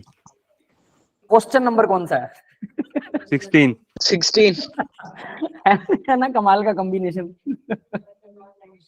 क्वेश्चन सर नंबर भी 16 है तो मुझे लगा सोच समझ के डाला था उसमें। है ना। तो 6 कौन सा आंसर कौन सा आएगा हिंट इसका? देने के लिए सोच सर ऑप्शन डी है सर। Option D. डी है सर टी में तो Yes. टाइटेनियम, वो तो नहीं होगा। सर, उसमें तो टाइटेनियम भी है। यस सर डी वो ब्लॉक हो गया ना ग्रुप सही क्या सर। होता है? ओल्ड स्टाइल से टी पीओ। बी है सर। ओल्ड सल्फर, स्टाइल से ही पी रहा सेलेनियम, हूँ अभी। टेल्यूरियम। सर बी हो गया। सेलेनियम, टेल्यूरियम, पोलोनियम, ये रहे। Selenium, tellurium, polonium. सल्फर नहीं दे रखा, बस ऑक्सीजन नहीं दे रखा, तो यही होना चाहिए बी। ये right option yes second sir. है ना। यस। ओल्ड, हाँ यही है, बस सही है, यही है। Next question, the following compound is not aromatic. इनमें से कौन सा एरोमेटिक नहीं है? 4n+2 सर पाई तीसरा वाला। इक्वल सर जिसके 5। पास 4n+2 सर थर्ड इलेक्ट्रॉन है। वाला में 8 पाई इलेक्ट्रॉन है ना, सेटिस्फाई नहीं करेगा। यस सर, वो तो एंटी है। यस यस थर्ड सर, वो वाला एंटी है। यस ठीक सर। है, ये प्लेनर भी नहीं होता, पहली बात। ठीक है, टब शेप होता है ये। और बाकी सब ये एरोमेटिक है तो दिखाई दे रहा है ना, बेंजीन ही है यार। ठीक है, ये एरोमेटिक है क्योंकि इसमें भी 6 इलेक्ट्रॉन है, लोन पेयर काउंट होएगा 2 4 6 बेंजीन में होते हैं। इसमें बताओ जरा, ये एरोमेटिक है कि नहीं है? यस सर है? कैसे ये लोन पेयर हाँ काउंट सर। होगा?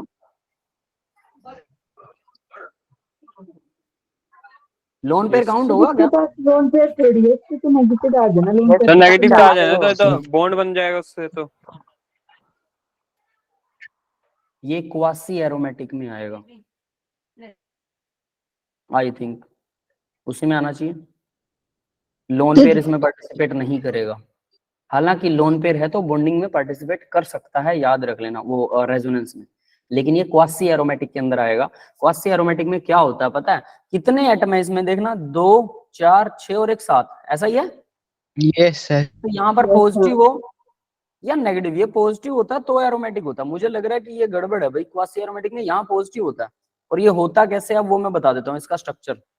ठीक है, ये कुछ ऐसा होता है, और ये जो पॉजिटिव चार्ज है ना, अब जरा ध्यान से देखना, ये ऊपर है, समझ रहे हो? यहाँ पर पॉजिटिव चार्ज है, ये कार्बन है। ये समझ में आया सबको? तो ये मतलब प्लेन में नहीं, it is not in the plane. तो ये जो डबल बॉन्ड है, अब ये डबल बॉन्ड आसानी से यहाँ रोटेट, ये यहाँ रोटेट करता है, यहाँ बन जाता है, तो ये यहाँ आ जाता है। ठीक है, ये यहाँ आ जाता है, घूम सकते हैं ना बेंजीन की तरह। अभी समझ में आ रहा है? यस सर, आ रहा है। सर ठीक है, तो ये ऐसा होता है, ये पॉजिटिव होता है ऊपर, नेगेटिव नहीं होता। तो ये एरोमेटिक है, बिल्कुल है, ये भी है, बिल्कुल है, ये तो दिख ही रहा है, और ये नहीं है। क्लियर है बेटा? Yes yes sir. Sir, clear है। तो याद रख लेना इस मोलिक्यूल को, ये नॉन एरोमेटिक है, बिल्कुल सही है। ठीक है, और यहाँ ये देखो, ये पॉजिटिव दे रखा है इसने, हाँ देखा, मैं बोल रहा था यार, सही है। मैं कह रहा नेगेटिव तो मैंने कभी देखा ही नहीं इसको। ये पॉजिटिव है बेटा, दिख गया ठीक सबको? है सर। ट्रोपोलोनियम सर, दिख आयन गया। बोलते हैं, ट्रोपोलोनियम आयन बोलते हैं, ट्रोपोनियम आयन, ट्रोपोनियम। ठीक है, ये वाला नेगेटिव ही होता है ना? इसको क्या बोलते हैं? इसका एक नाम होता है भाई, फ्यूरॉन। नहीं नहीं नहीं, फ्यूरान नहीं। पेंटा डाई इनाइल एनायन, पेंटा डाई इन एनायन, पेंटा सर साइक्लो पेंटा डाई इन इनायन, सीपी बोलते हैं, सीपी। क्लियर है? Sir cyclo pent 1,4 diene. अरे डाई इन एनायन बोलते हैं बेटा, साइक्लो पेंटा डाई इन एनायन, याद रहेगा, सीपी। यस सर, लिख लिया सर। यस लिख सर। लिया? ये हमेशा एरोमेटिक ही होता है, इसमें लोन पेयर जो है वो बॉन्डिंग सॉरी रेजोनेंस में पार्टिसिपेट करता है।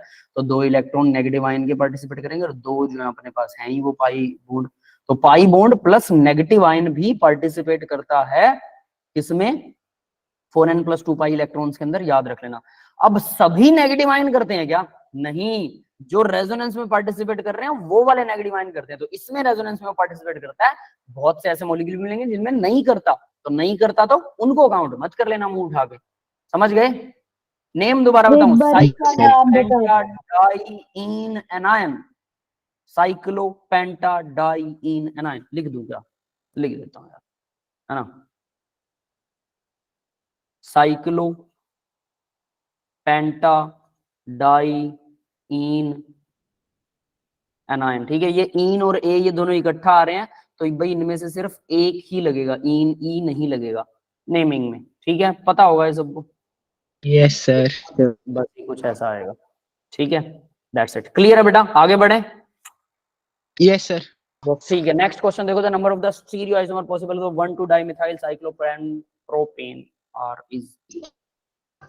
इसे एक बार बता देना, क्या अच्छे से समझ नहीं आया था। अच्छा, समझ नहीं आया था, कोई बात नहीं, इसको देखते हैं।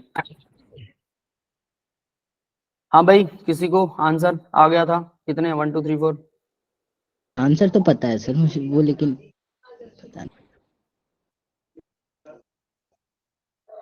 बताइए, किसी सर को नहीं आया? सिर्फ आंसर आया। आंसर कैसे आया ये नहीं पता लगा किसी को भी है। सर मुझे ये समझ ही नहीं आया, इसलिए मैंने आंसर भी याद नहीं किया। ठीक है, चलो ठीक है, फिर मैं देखता हूँ। समझ आए ना आए, आंसर जरूर देख लिया करो। आंसर सर मैं तो रट लेता हूँ कई बार। देखो 3 बनेंगे, 1 2 3 स्टीरियो आइसोमर। ये दोनों अबव द प्लेन हो सकते हैं, एक अबव एक बिलो हो सकता है, एक बिलो एक अबव हो सकता है। ये उल्टे एक दूसरे के आइसोमर बनेंगे। और ये भी दोनों बिलो करोगे तो वो तो अबव ही होगे दोनों। समझ गए ना? Yes sir. ठीक है, इस तरह से 3 बनेंगे। That's it. ऐसे बन रहे थे 3। सीधा ऐसे बनेंगे। 1 2 डाइमिथाइल साइक्लोप्रोपेन है, बस 1 2 3 स्टीरियो आइसोमर बनाने हैं। That's it. सर एक चीज पूछनी थी, अगर हम जैसे बी को पीछे से देखें तो हमें सी जैसा नहीं दिखेगा? बी को पीछे से देखें तो सी जैसा दिखेगा? रुको, नहीं दिखेगा। इसमें क्या होगा, ये वाला अबव है, वो वाला बिलो है। ये राइट हैंडेड है, समझ लो ये राइट जूता है, ये लेफ्ट जूता बनेगा। कैसे? जब आप देखोगे तो ये बिलो आ गया, तो आपको इसे पलटना पड़ेगा, इसको इसके ऊपर फिट रखना है। चलो एक चीज देखते हैं, इसको इसके ऊपर पूरा फिट रखना है। रख सकते हो? कैसे रखोगे? इस एंड को ऊपर घुमाओगे, नहीं सर। है ना, तो ये वाला एंड इधर आ जाएगा। समझ रहे हो ना? ये वाला एंड इधर आ जाएगा, जिससे ये इसके ऊपर फिट नहीं आ सकता, पलट के रख नहीं सकोगे। समझ गए? ठीक है यस सर। सर। है ना? बस फिर तो ये दोनों अलग ही बनेंगे। ये बनाने वाला ही था, सिर्फ मत्था मारना है, इसमें कोई लर्निंग प्रोसेस नहीं है। दिमाग थोड़ा यूज करो। ठीक है, नेक्स्ट रिएक्शन देखो भाई। दिस मेजर प्रोडक्ट वाई बन रहा है। तो ये क्या कर रहा है? हमारे पास क्या था? एल्डिहाइड था, HCN के साथ रिएक्शन करवाई, HCN। ठीक है, साइनाइड और OH जुड़ गया, फिर लिथियम एल्यूमिनियम हाइड्राइड के साथ में रिएक्शन करवाई। लिथियम एल्यूमिनियम हाइड्राइड क्या करता है? साइनाइड को अमाइन में कन्वर्ट कर देता है यार, बस बात कर रहे यस हैं, है ना? स्टीरियो तो इसमें है नहीं, तो अब तो कुछ दे नहीं रखा। एक्स क्या था? हाँ, एक्स पूछा उसने एक, तो एक्स भी पूछ रखा। Yes. पहला एक्स भी पूछा। बेस हो सकता है, एसिड हो सकता है, एसिड हो सकता है एक्स। सर। बेस एसिड वहां पे जब acid अटैच करें तो O माइनस। हाउ एसिड उसको हेल्प करता है साइनाइड को। Cn नेगेटिव है, उधर H पॉजिटिव है। एसिड होना चाहिए, बेस तो नहीं होना चाहिए। तो एसिड कौन सा है भाई? और एमाइन NH2 ये भी जोड़ रखा है। अब देख सर लो वाई से ही 2 ऑप्शंस तो नेग्लिगेट हो जाएंगे। कौन से। वाई वाले को यूज करके 2 ऑप्शंस तो ऐसे ही चले जाएंगे, 1 और 4।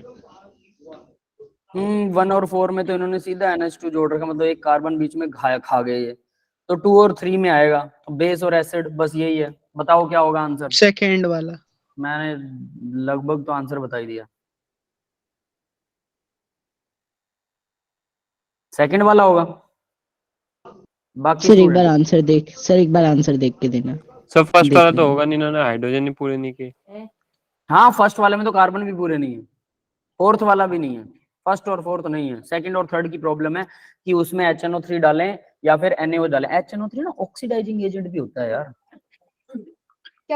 तो सर जो NaOH होता है उसकी वजह से, जैसे कार्बन जो होता है वो जाके नीचे वाले O वाले कार्बन पे अटैक कर देता है ना, या फिर मतलब एल्डोल जैसा कुछ मैकेनिज्म यूज हो जाता है। NaOH क्या करेगा? H पॉजिटिव आयन को अट्रैक्ट करेगा, OH negative ion. What it will do? HCN में से H को उड़ा के ले जाए। ये साइनाइड नेगेटिव आ गया तो सीधा नीचे अटैक कर देगा। ये कर सकता है, बिल्कुल कर सकता है। NaOH भी हो सकता है। जल्दी से बताओ सर लेकिन उनकी प्रेजेंस में फिर O माइनस को H नहीं मिलेगा ना फिर। किसको? सर वो अगर बाद बेस में होगा माइनस वो को मिल H। जाता है।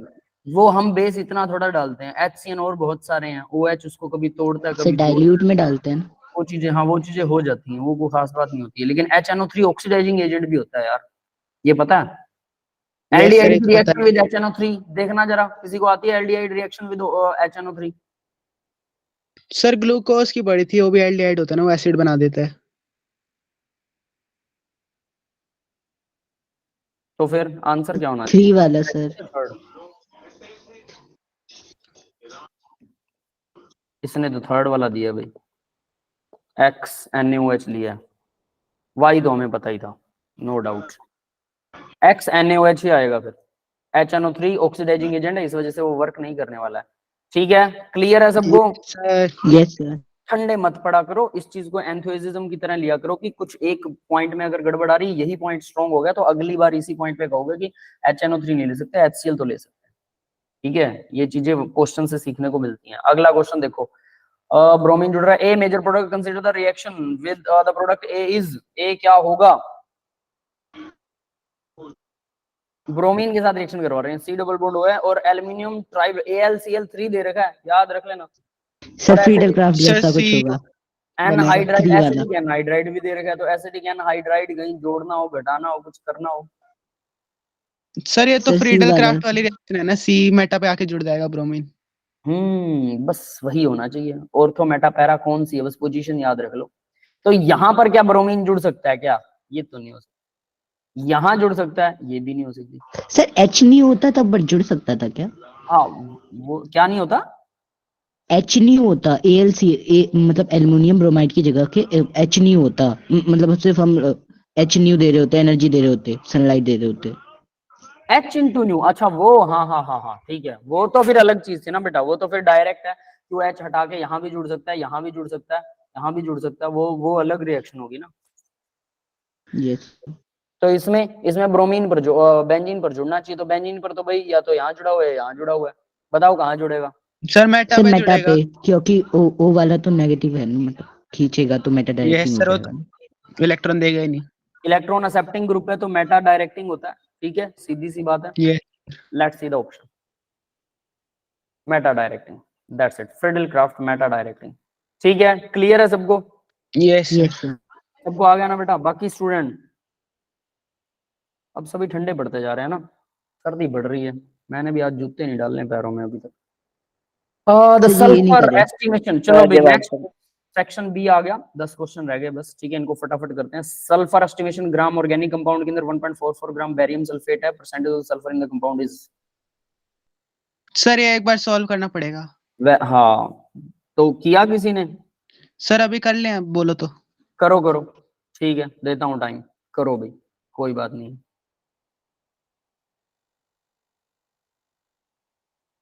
चलो कुछ चीजें बताता हूँ। BSO4 का मोलिकुलर मास 233 ग्राम है। 230। ठीक है, यस सर। सल्फर का 32 होता है।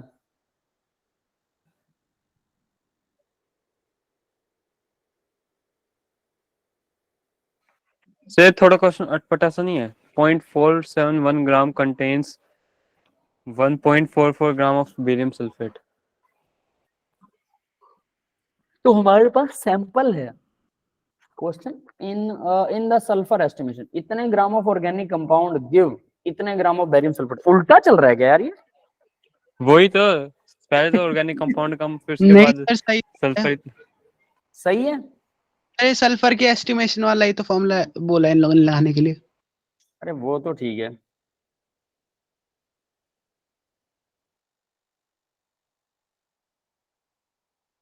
कोई ऑर्गेनिक कंपाउंड है, वो आधा ग्राम है, वो 1.5 ग्राम कैसे बैरियम सल्फेट दे देगा? वही सर तो वो सर। तो सल्फर और देगा जब ना, कुछ बेरियम ज्यादा मिला सल्फेट दिया तो ना, बाद तो में। बाकी दूसरा वाला। ठीक है, ये शायद ना सल्फेट वगैरह बाद में जोड़ा बेटा, इसलिए वजन बढ़ सकता है। सर एक मतलब 233 ग्राम में 32 ग्राम ही तो सल्फर होगा ना, तो ऐसे ऐसे कर सकते हैं। हाँ, बैरियम सल्फेट में 233 में 32 होगा, ठीक है। तो 1.44 ग्राम में कितना होगा, वो निकाल लो। सर वही निकाल रहे।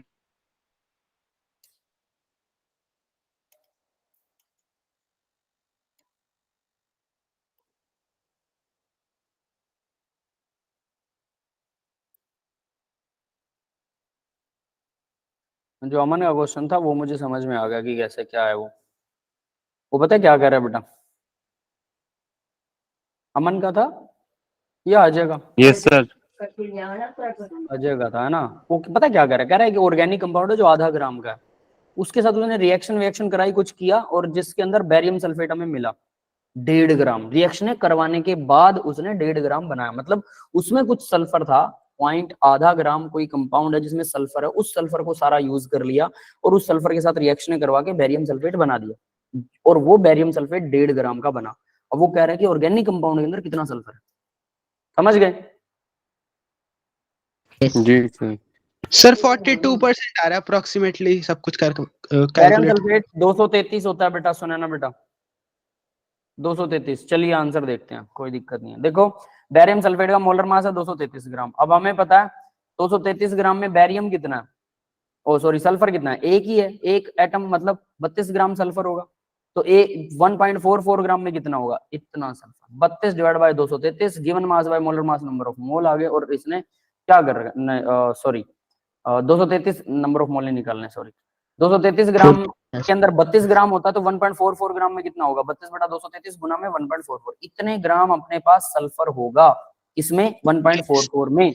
अब उसने बोला ऑर्गेनिक कंपाउंड तो इतना था, परसेंटेज निकालने तो इतना तो अपने पास सल्फर था, कितने में, 1.44 ग्राम में। वो सल्फर कहां से आया था, वो सल्फर इस कंपाउंड से आया था जो कि आधा ग्राम था, ठीक है? तो आधा ग्राम ये ऑर्गेनिक कंपाउंड में इतने ग्राम सल्फर है, तो इतने ग्राम सल्फर 32 बटा 233 मल्टीप्लाई में 1.44 डिवाइड में टोटल जो ऑर्गेनिक कंपाउंड था उसमें इतना ही सल्फर था ऑब्वियस है, लेकिन उसका टोटल मास ऑर्गेनिक कंपाउंड का, सल्फर का मास ऊपर है, टोटल मास ऑर्गेनिक कंपाउंड का ये था, मल्टीप्लाई में 100, सल्फर की परसेंटेज आ गई 42%। समझ में आ गया सबको? Yes sir. यस सर, आ गया। ठीक है। एक दूसरा तरीका दे रखा है, ऑर्गेनिक कंपाउंड का वेट दे रखा है, BaSO4 इतना ग्राम है, ये पता नहीं कैसे घुमा फिरा के दे रखा, बात एक ही है, उतना ही निकलेगा, अप्रोक्सीमेटली 42% है। वो दूसरा मेथड था और कुछ नहीं था। इक्विलिब्रियम कांस्टेंट Kc है for the reaction ABCD is 100 starting from the equimolar solution concentration ABCD all equal 1 molarity equilibrium concentration D is, पता हो भाई? कोई गैस है इसका? सर ये सॉल्व करना पड़ेगा, 2 मिनट 1 मिनट दे दो बस। चलो ठीक है, ट्राई कर लो।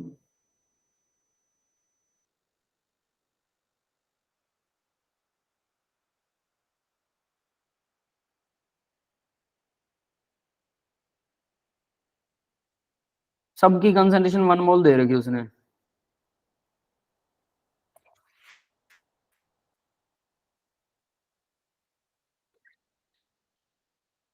इससे इक्विलिब्रियम कांस्टेंट 100 दे रखा है, Kc निकालो, Kc पता है? सर 1.82 मोल्स आ रहे हैं अप्रोक्सीमेटली डी की concentration. D concentration 1.82, yes sir. सही है, लगभग उतनी है ये। चलो बाकी किसी ने सॉल्व किया? आंसर दिखाता हूँ। सारों की कंसंट्रेशन 1 दे रखी है। फर्स्ट चेक डायरेक्शन और रिवर्सिबल रिएक्शन, Kc की वैल्यू निकाल ली। Kc 1 आ रहा है, सबकी कंसंट्रेशन 1 है। Kc बड़ा है क्योंकि उसने 100 दिया था, ठीक है?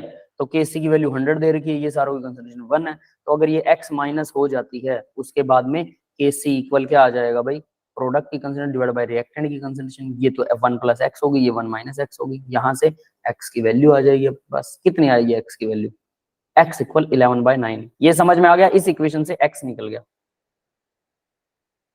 हाँ बेटा सर सर क्लियर है ना? 9/11 एक्स की वैल्यू क्या 9/11 आएगी। 11/9? ये 11/9 कह रहा है यार, 11/9 कह रहा है। एक बार पॉजिटिव 9 ले, बाय एक बार 11 नेगेटिव। मतलब एक बार पॉजिटिव एक बार नेगेटिव लिया ना इन्होंने। तो क्या सर पोजीशन फिर लिया? उसमें नेगेटिव वो सर 11/9 मतलब फिर इक्विलिब्रियम उसको रिजेक्ट कांस्टेंट कर की दिया जब क्योंकि इन्होंने 1 से स्क्वायर को ज्यादा है। करा था ना, तो पॉजिटिव और नेगेटिव कर अच्छा, दिया। दोनों Yes, पोजीशन लिए, ठीक है। 11/9 तो कैंसिल हो जाएगी ना सर, 1 से ज्यादा हो ही नहीं सकता। Yes sir. ठीक है, तो चलो जो भी है, तो 9/11, 9/11 कहाँ ले रखा है? अच्छा ऊपर ले रखा है, ठीक है, दिख गया मुझे। ठीक है, ये रहा, इसकी वैल्यू ये आएगी। पॉजिटिव नेगेटिव दोनों में सॉल्व कर रखा है, ठीक है। इसको वैल्यू को लेंगे, उसके बाद में डी की कंसंट्रेशन क्या, बस 1 प्लस 9/11 जोड़ दिया, खत्म, ठीक है। Yes sir. That's it. करना जरूर इसको सॉल्व अपने हाथों से। For the water vapour H की वैल्यू दे रखी है और इतने केल्विन पर 1 बार प्रेशर दे रखा है, प्रेशर है, टेम्परेचर है, डेल्टा एच ऑफ वेपोराइजेशन दे रखा है 41 किलो जूल पर मोल। Assume the water vapor is ideal gas occupy the much more larger than the water क्या pressure water क्या कह रहे हैं, assuming that water vapor is an ideal gas, ठीक है, that occupy much more larger volume than the liquid water, ये तो obvious है। the internal energy change during the evaporation, internal energy change बताना भाई, समझ में आ गया? Yes question mark, delta H दे रखा है, टेम्परेचर भी दे रखा है, बताओ कौन सा फॉर्मूला लगेगा, बस इतना बता दो समझ लेना, क्वेश्चन सॉल्व हो गया। Just formula sir delta sir H is equal to delta U plus P delta V. Plus वहां पे हाँ delta H equal delta U plus P delta V होता है, पीवी को हम लगा देंगे एनजीआरटी, दैट्स इट, ठीक सर है। एनजीआरटी की जगह पीवी लग देते ना, एनजीआरटी में मतलब फिर उल्टा करेंगे, चलो जैसा भी करेंगे, ये फॉर्मूला है सीधा, एच की वैल्यू उसने दे रखी है, यू हमें निकालना है, डेल्टा एन की वैल्यू हमें पता है, आर और टी की वैल्यू भी पता है, टेम्परेचर भी दे रखा है उसने, आर भी पता है। अब पीवी से कैसे निकालोगे? सर प्रेशर और वॉल्यूम दे रखे हैं ना, प्रेशर वॉल्यूम प्रेशर ही दे रखा है, वॉल्यूम तो बस ये बोल रखा है मच लार्जर वॉल्यूम। टेम्परेचर तो सर आइडियल गैस के लिए इक्वेशन लगा के वॉल्यूम निकाल पीवी लेंगे इक्वल टू हाँ ये भी निकाल एनआरटी। सकते हो, सही है, पीवी इक्वल एनआरटी लगा के वॉल्यूम भी निकाल सकते हो, ठीक है, कोई दिक्कत सर नहीं। लेकिन एक ही तो टेम्परेचर दिया है, 373 डिग्री सर केल्विन, मतलब 373 केल्विन। इस टेम्परेचर के ऊपर प्रेशर हमें पता है, वॉल्यूम हमें निकालना है, एन की वैल्यू पता है, आर की वैल्यू पता है, टी की वैल्यू पता है, तीनों तो पता है बेटा, एनआरटी प्रेशर सर लेकिन निकालना। एक ही वॉल्यूम निकलेगा ना, इनिशियल वॉल्यूम, फाइनल हाँ तो वॉल्यूम कैसे फाइनल निकलेगा? वॉल्यूम निकाल लेते हैं ना, और इनिशियल फाइनल वॉल्यूम के लिए टेम्परेचर भी तो दूसरा चाहिए। निकले फाइनल वॉल्यूम कैसे? ओवर, अरे इस मेथड से किसने सॉल्व किया मुझे ये बता दो। क्या सर? इस स्टूडेंट ने सॉल्व कर रखा है इस मेथड से, पीवी इक्वल एनआरटी निकाल के आंसर निकल रहा है क्या? सर ट्राई नहीं किया अभी, ट्राई नहीं किया, बस हवा में बातें कर रहे हो, ठीक है, उसको दोबारा करना उस मेथड से ठीक है, कोई दिक्कत नहीं है, बट निकलना आई थिंक सो निकलना चाहिए, ठीक है। इन्होंने जो कर रखा है वो देख लेते हैं, एन की वैल्यू 1 है, आर की वैल्यू दे रखी है, टी की वैल्यू दे रखी है, डायरेक्ट निकाल रखा है, ठीक है, सीधा आ गया, समझ गए। दूसरा मेथड ट्राई करना बहुत अच्छी बात है, मेरे हिसाब से निकल जाना चाहिए, उसमें दूसरे टी की जरूरत नहीं पड़ने वाली। सर नहीं मतलब पीवी को एनआरटी अगर के लिए ले रहे दूसरा एनआरटी हमें पता है, लेकिन हम तो पी डेल्टा वी निकालते हैं ना, फाइनल माइनस वी इनिशियल। अब हमें एक ही तो वॉल्यूम पता चलेगा एक टेम्परेचर के लिए। एक ही वॉल्यूम निकालना अपने को, क्यों निकालना delta we? Sir equal NRT pressure into, ये पता नहीं कहाँ घूम रहा है, मैं कराऊं क्या उसको, टाइम ज्यादा लग जाएगा। नहीं सर मत करवाओ, एक बार मैं खुद करके देख लूंगा। क्या कह रहे हो दीपिका बेटा?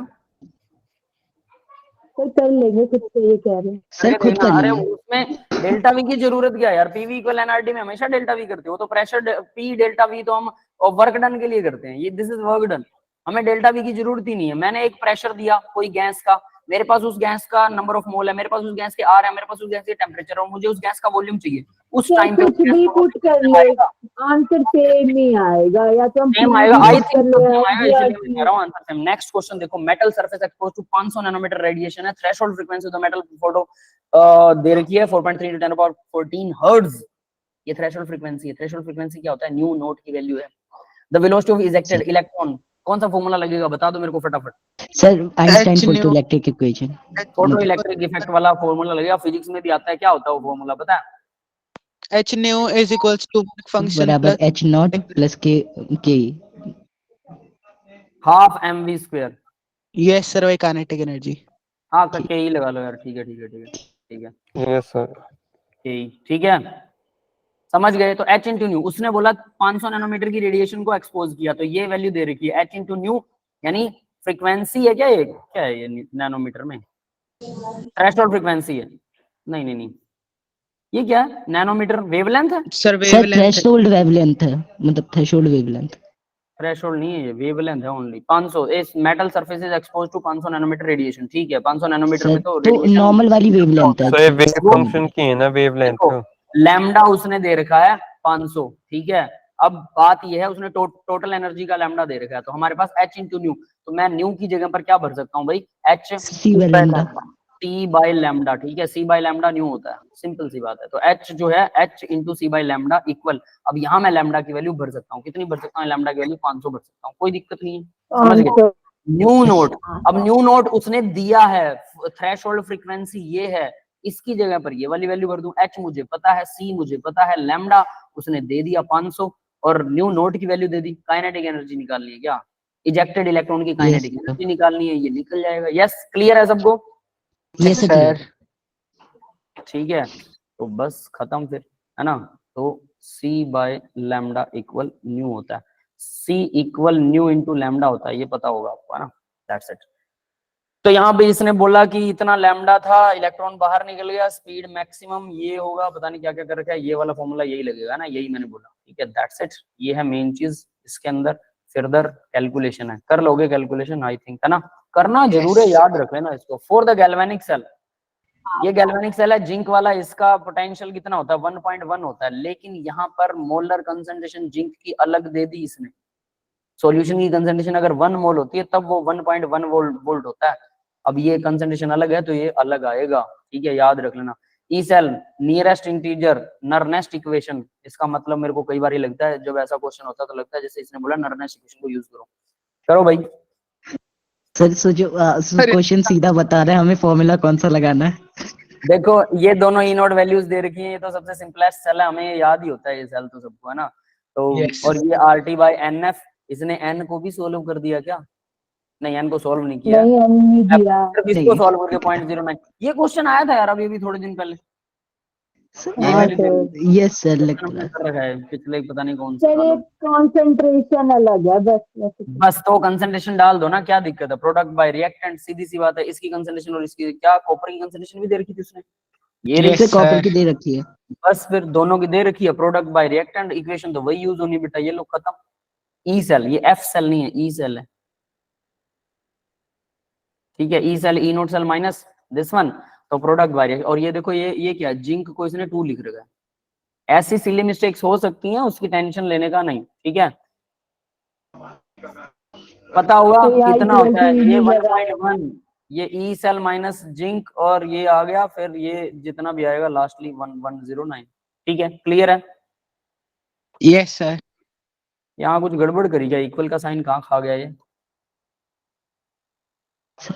लग रहा है भूल गया सर इक्वल लगाना। सर वो लग रहा है कि गायब कर दिया इन लोगों ने, पता नहीं कहाँ गायब कर रहे, इसको करेक्ट करें क्या?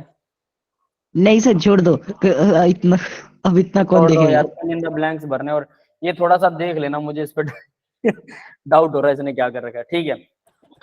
100 ml ऑफ Na3PO4 कंटेन इतने ग्राम ऑफ सोडियम, 100 ml में इतने ग्राम सोडियम उसने बता दिया, ठीक है, मोलैरिटी ऑफ द सॉल्यूशन निकल जाएगा सर, कोई दिक्कत है ना, नंबर ऑफ मोल्स निकालने हैं, तो इतने ग्राम गिवन मास सोडियम का ये है, डिवाइड बाय मोलर मास कितना होता है 23, 23 है ना, ये नंबर ऑफ मोल्स आगे डिवाइड में क्या आएगा सर, लेकिन यहाँ पे Na3 है ना, 100 और इसके डिवाइड में आएगा 1000, क्योंकि मुझे लीटर में चाहिए, बस इसको सॉल्व कर लो, निकल गई मोलैरिटी, 10⁻² को घटा के बाकी जो बचेगा वो फाइंड कर लो, ठीक है, दे भी रखा है इसने मोलर मास, तीनों का ही दे रखा है, ठीक है भाई, क्लियर है? तो ये फास्फोरस ऑक्सीजन का मास क्यों दिया, जब निकालने तो सोडियम की मोल्स थे, तो हमें बात तो सही मोलैरिटी है निकालनी है सॉल्यूशन की, सर, अरे हाँ, सॉल्यूशन की निकालनी है ना, गड़बड़ कर दी, सॉल्यूशन की सिर्फ निकालनी है सोडियम ना, देख रहा हूं मैं, ठीक है ठीक है, सर शायद हमें परसेंटेज करने के अरे बाद फिर नहीं, टोटल मास निकालना है। हाँ सही है क्वेश्चन, ये पूरे क्वेश्चन का देखना भाई सर क्या है वैसे। देखो इसका मोलर मास कैसे निकलेगा,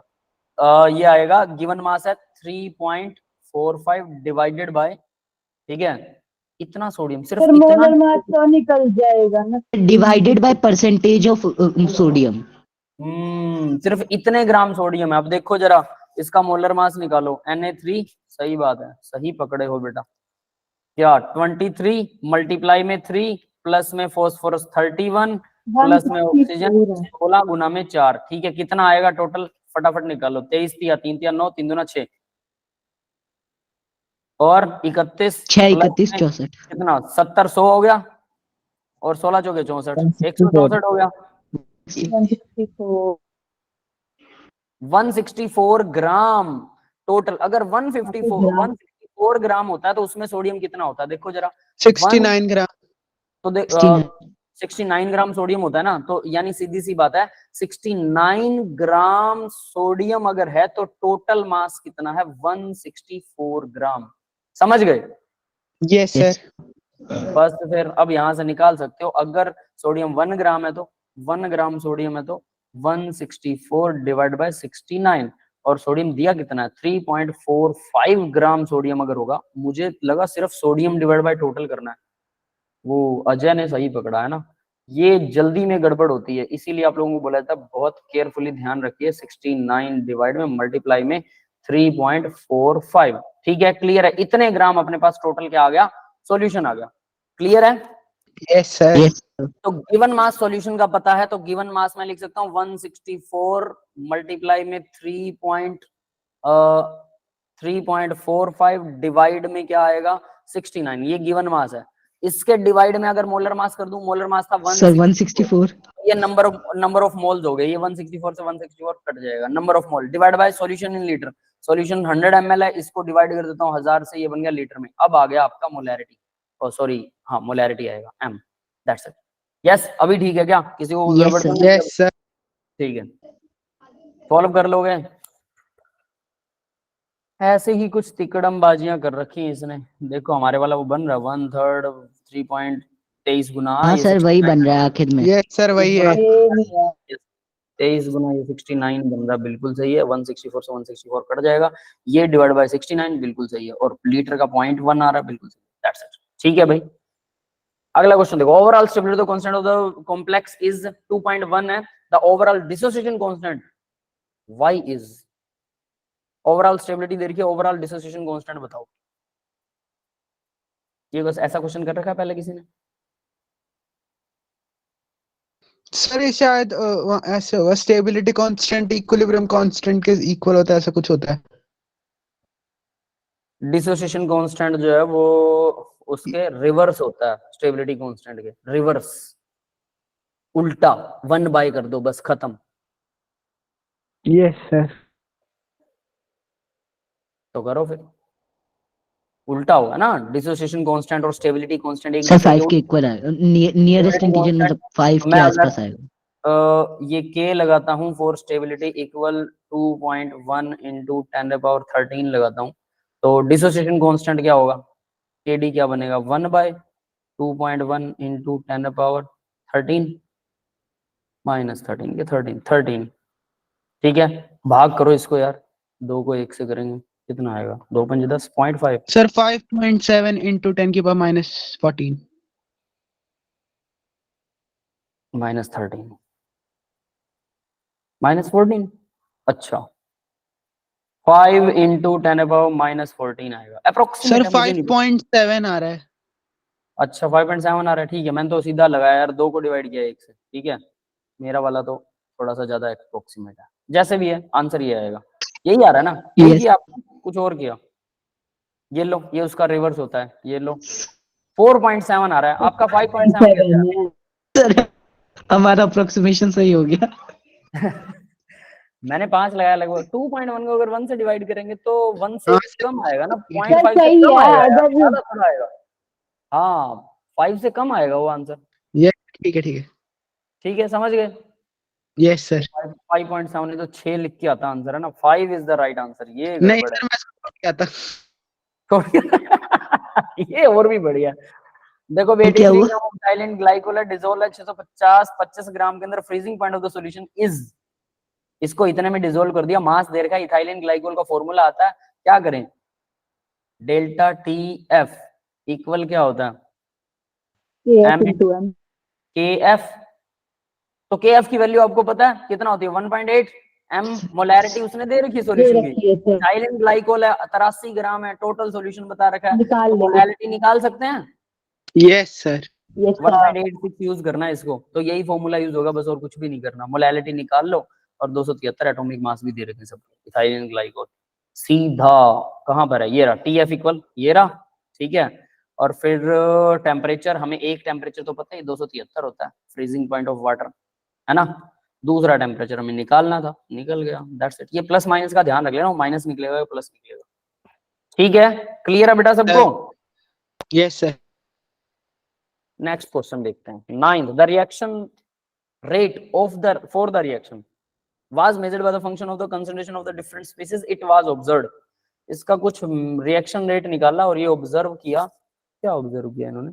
d by dt concentration of this one reactant की concentration equal this, फिर ये मल्टीप्लाई में this, ये इतना बड़ा रेट निकाला गया।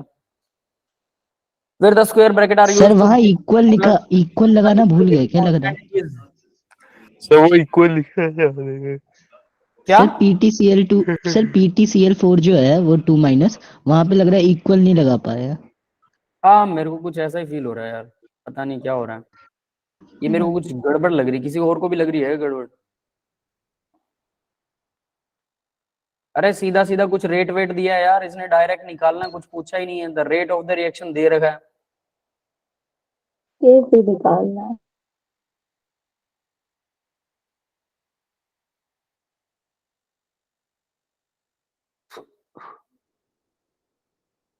क्या पूछा क्या इसने? इक्विलिब्रियम कांस्टेंट, केसी की वैल्यू पूछ रखी है, रेट पता है, रेट से केसी की वैल्यू पूछ रखी है भाई, इक्विलिब्रियम कांस्टेंट। सर रेट भी तो काफी अच्छा लिख रखा है।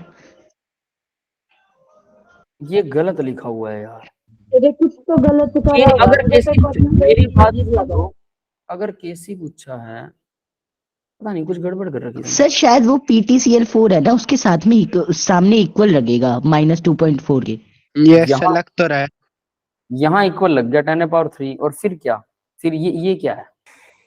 सर ये तो सर, skip पूछना जब चाहता है ये। इक्विलिब्रियम होगा उस पे कंसंट्रेशन होगी ऊपर वालों की, है ना? चलो जो आंसर देखते हैं यार, छोड़ो इसको। सर ये उस वाले का तो पता नहीं, मैं इसको जरूर छोड़ के आता। सर ये ये तो सही बात है। प्रोडक्ट बाय रिएक्टेंट, ये तो इसने यही दे रखा है यार। ये यहाँ से यहाँ क्या था? यू नोट, Cl को यू नोट बना दिया। सर ग्रीक भाषा में लिखा है ना वो। हाँ समझ गया मैं। ये देखो ये रहा यार, मैं भी वही सोच रहा। देखो Kc इक्वल क्या होता है? Equilibrium constant for forward direction divide by equilibrium constant for backward direction. इन दोनों का फॉरवर्ड और बैकवर्ड का, इसने फॉरवर्ड का Kc दे रखा था, ये था फॉरवर्ड का, ये रहा, ठीक है। अब बैकवर्ड का इसने, ये बैकवर्ड डायरेक्शन का है, ये बैकवर्ड सर वो डायरेक्शन। कॉमा लगना भूल गए बीच में। कॉमा लगाना भूल। भूल गया सर। ये नहीं, ये कुछ नहीं है, बकवास है, ठीक है, वाहियात और बकवास। सीधा आंसर ऐसे निकलेगा, समझ गए? Yes yes sir. सर। तो ये कुछ है ही नहीं, खत्म करो सर इसे। आप बीच में कॉमा लगा दो ना, फिर अगली बार यही होगा। ये लो, ठीक है, यस सर। ऐसे कर देते हैं, ठीक है। ये सर बैकवर्ड वैसे का, हम तो छोड़ के ही आने वाले थे। ये सच में छोड़ने वाला है यार। जिसका क्वेश्चन ही समझ ना आए उसका क्या करेंगे? आंसर देख के हमें क्वेश्चन की थोड़ी समझ आएगी, क्वेश्चन था क्या, है ना? चलो यस सर। ठीक है, अभी समझ आ गया ना? तो ऐसा क्वेश्चन आ भी जाए कोई खास बात नहीं, लेकिन आप अंदाजा तो लगा सकते हैं वैसे क्या हो। तो last question but not the least, the chloro compound A forms the aldehyde ozonolysis followed by the hydrolysis when vaporized give इतना ml of vapor at STP, ठीक है। the number of the carbon atom in the molecule A is, कोई chloro compound है का carbon atom बताने कितने जब forms aldehyde on ozonolysis followed by the hydrolysis. Ozonolysis करते हैं और फॉलो करते हैं हाइड्रोलाइसिस से, तो एल्डिहाइड बनाता है, ठीक है। मतलब क्या है? सर क्या इसमें डबल सर बॉन्ड है। एक CHO है, मतलब हम ये देख सकते हैं। CHO है पक्का, एक डबल सर बॉन्ड। मतलब sir, double double bond bond वाले same। जो कार्बन होंगे उनके पास डबल बॉन्ड तभी वाला तो उसका मतलब एक हाइड्रोलाइसिस से aldehyde ऑक्सीजन बनेगा। है और CHO। पक्का डबल डबल बॉन्ड बॉन्ड है। एक हाइड्रोजन होगा। अब ये पता नहीं क्या है, पक्का डबल बॉन्ड होगा और कुछ ऐसा होगा, ठीक है। एक हाइड्रोजन यहाँ लगा देते हैं, एक क्लोरीन भी लगाना। अब क्लोरीन कहाँ लगा पता नहीं, क्लोरो कंपाउंड है कोई।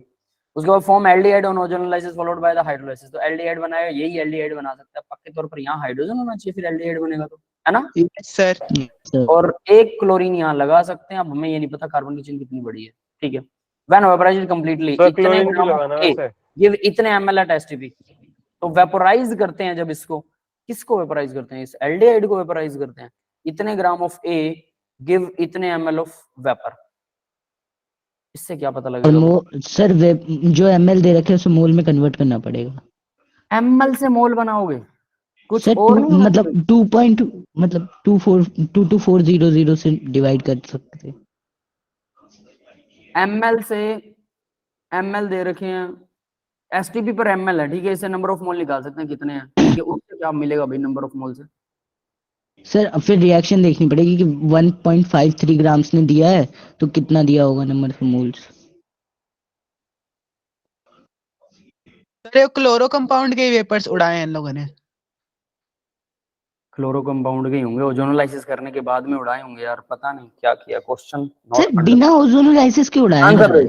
सुनिए, इतने ml ऑफ ए इतने ग्राम है, ठीक है। एसटीपी पर इतने ml जो होता है वो 1 मोल की कितने कितने ग्राम होगा, तो हमने ग्राम निकाल लिया, 1 मोल में इतने ग्राम होंगे, ठीक है, equal to 1 mole. Yes, clear है ये तो। एसटीपी यस है ना, 22.4 लीटर जो होता है वो इक्वल होता है 1 मोल के, ठीक है। तो हमने 22.4 लीटर को ml बना लिया, तो इतने ml में 448 ml में अगर इतने ग्राम है तो इतने ml में कितने ग्राम होंगे, क्योंकि इसने बोला था आइडियल गैस है तो ऑब्वियस है वो इतने ग्राम हो गए, वो इक्वल हो गया 1 मोल। 1 मोल में कितने ग्राम है उसके हमें पता लग गया, ठीक है। चलो अच्छा, ये तो खतरनाक है, इतने बहुत ज्यादा आ गए। तो अब इसने कुछ ऐसा दिखा दिया, ये इस भगत ने रिएक्शन खुद ही दिखा दी कि ये सर वो एक डबल दो, बॉन्ड लगाना। यहाँ पर डबल बॉन्ड लगेगा क्या? सर ये लोग कॉमा स्लैश इक्वल लगाना क्यों भूल जाते हैं, डबल बॉन्ड के संग भी लाइन लगाना भूल गए। उसको छोड़ो यार, मेरी तो मेन प्रॉब्लम ये है कि यहाँ से डबल बॉन्ड O बनेगा और यहाँ पर एल्डिहाइड बनेगा, ठीक है, एक एल्डिहाइड बना दिया इसने, इट हैज 3, कुछ मतलब नहीं बनता, कुछ मतलब नहीं बनता, ये कहाँ है, ये रिएक्शन कहाँ है और ये कहाँ है, कुछ बना क्या? 36 नहीं + सर 5 35.5, क्या मतलब है इस चीज का? 35.5 सर क्लोरीन वो का मोलर मास। क्लोरीन का मोलर मास दे रखा है, जो उड़ा है ना उसका मोलर मास दे रखा है कितना है, हम उससे मॉलिक्यूलर मास निकाले बाद में। तो मतलब इसके अंदर जो उड़ गया वो ये उड़ गया। ये इन लोगों ने 16 पहले मोलर मास निकाला है, उसके बाद इन्होंने गैस किया है कि ये कंपाउंड हो सकता है। सर एक बार पीछे करना क्वेश्चन, मतलब लो बेटा, किसी को समझ आया तो मुझे बताना। 1.53 सर इसको भी छोड़ना ही पड़ता। उड़ गया, ये समझ से पा रहे यार, इन्होंने कुछ भयानक सा दे रखा है, आधा अधूरा ज्ञान। 1.53 उड़ गया तो इतने ग्राम, मतलब इतने ग्राम उड़ गया। सर 22,400 ग्राम क्या है? अरे बेटा ये वो है, मतलब देखो उसने बोला 448 ग्राम ए था, तो मुझे पता है 22.4 लीटर 1 मोल के बराबर होता है, तो 448 ml में अगर इतने ग्राम है तो 22.4 लीटर में उसके ml बनाए तो इसमें कितने ग्राम होंगे, तो वो मैंने ग्राम निकाल लिया, इतने ग्राम मल्टीप्लाई में आ जाएगा ना, ग्राम निकलेंगे, समझ गए? ओके ये सर। ग्राम अलग है, ठीक है, और यहाँ पर लगा हुआ है ब्रैकेट, ये अलग डाटा। ये नहीं, ये तो निकाल लिया, इसका क्या तुक बना मुझे तो यही नहीं समझ में आ रहा। सर यहाँ पे ना इन 76.5 लोगों ने शायद ये मोलर मास निकाला और उसके बाद ये मतलब ये देगा कि 3 कार्बन की चेन गैस किया है इन लोगों ने, उसके बाद कंपाउंड की ये हो सकता है। मोलर मास निकाल लिया, ठीक है, तो हम क्या करें, 35 पॉइंट, मतलब इसको घुमाया 35.5 और ये 36 और ये 5, 5 क्या 5 हाइड्रोजन है, 3 और 2 5 हाइड्रोजन, और 36 क्या 12 दूना 24, 12 या 36, 3 कार्बन 5 सर हाइड्रोजन। बट क्या सोच के इसमें 3 गैस किया, हमें कैसे पता चलेगा कि 3 ही होंगे?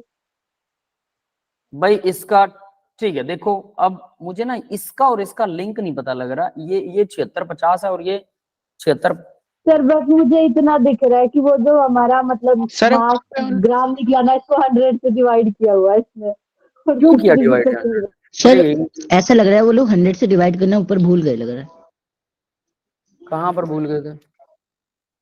सर वो 7650 पे। हो सकता है 100 भूल गए वो लोग। 7650 क्यों 100 से डिवाइड क्यों करना है? किलोग्राम बनाना है क्या? यहाँ को किलोग्राम का लेना देना नहीं है यार, समझ सर में आ नहीं रहा है? सर 1.53 का 100। मुझे लगता है कि आना चाहिए 76.5 ग्राम आना चाहिए मोलर, जो इसका मोल में मास आएगा कि ये इतना ग्राम है, ठीक है, इतने में इतने ग्राम होता है, तो इतने ml में कितने ग्राम होगा, इतना, तो इससे आ गया 1 मोल। तो अब सर देखो ये 1 मोल के बराबर, सुनो सुनो सुनो, ठीक है, अगर ये 7650 ग्राम जो है वो इक्वल है 1 मोल के, ठीक है, तो 1.53 ग्राम जो है वो कितने मोल के इक्वल होगा? Is this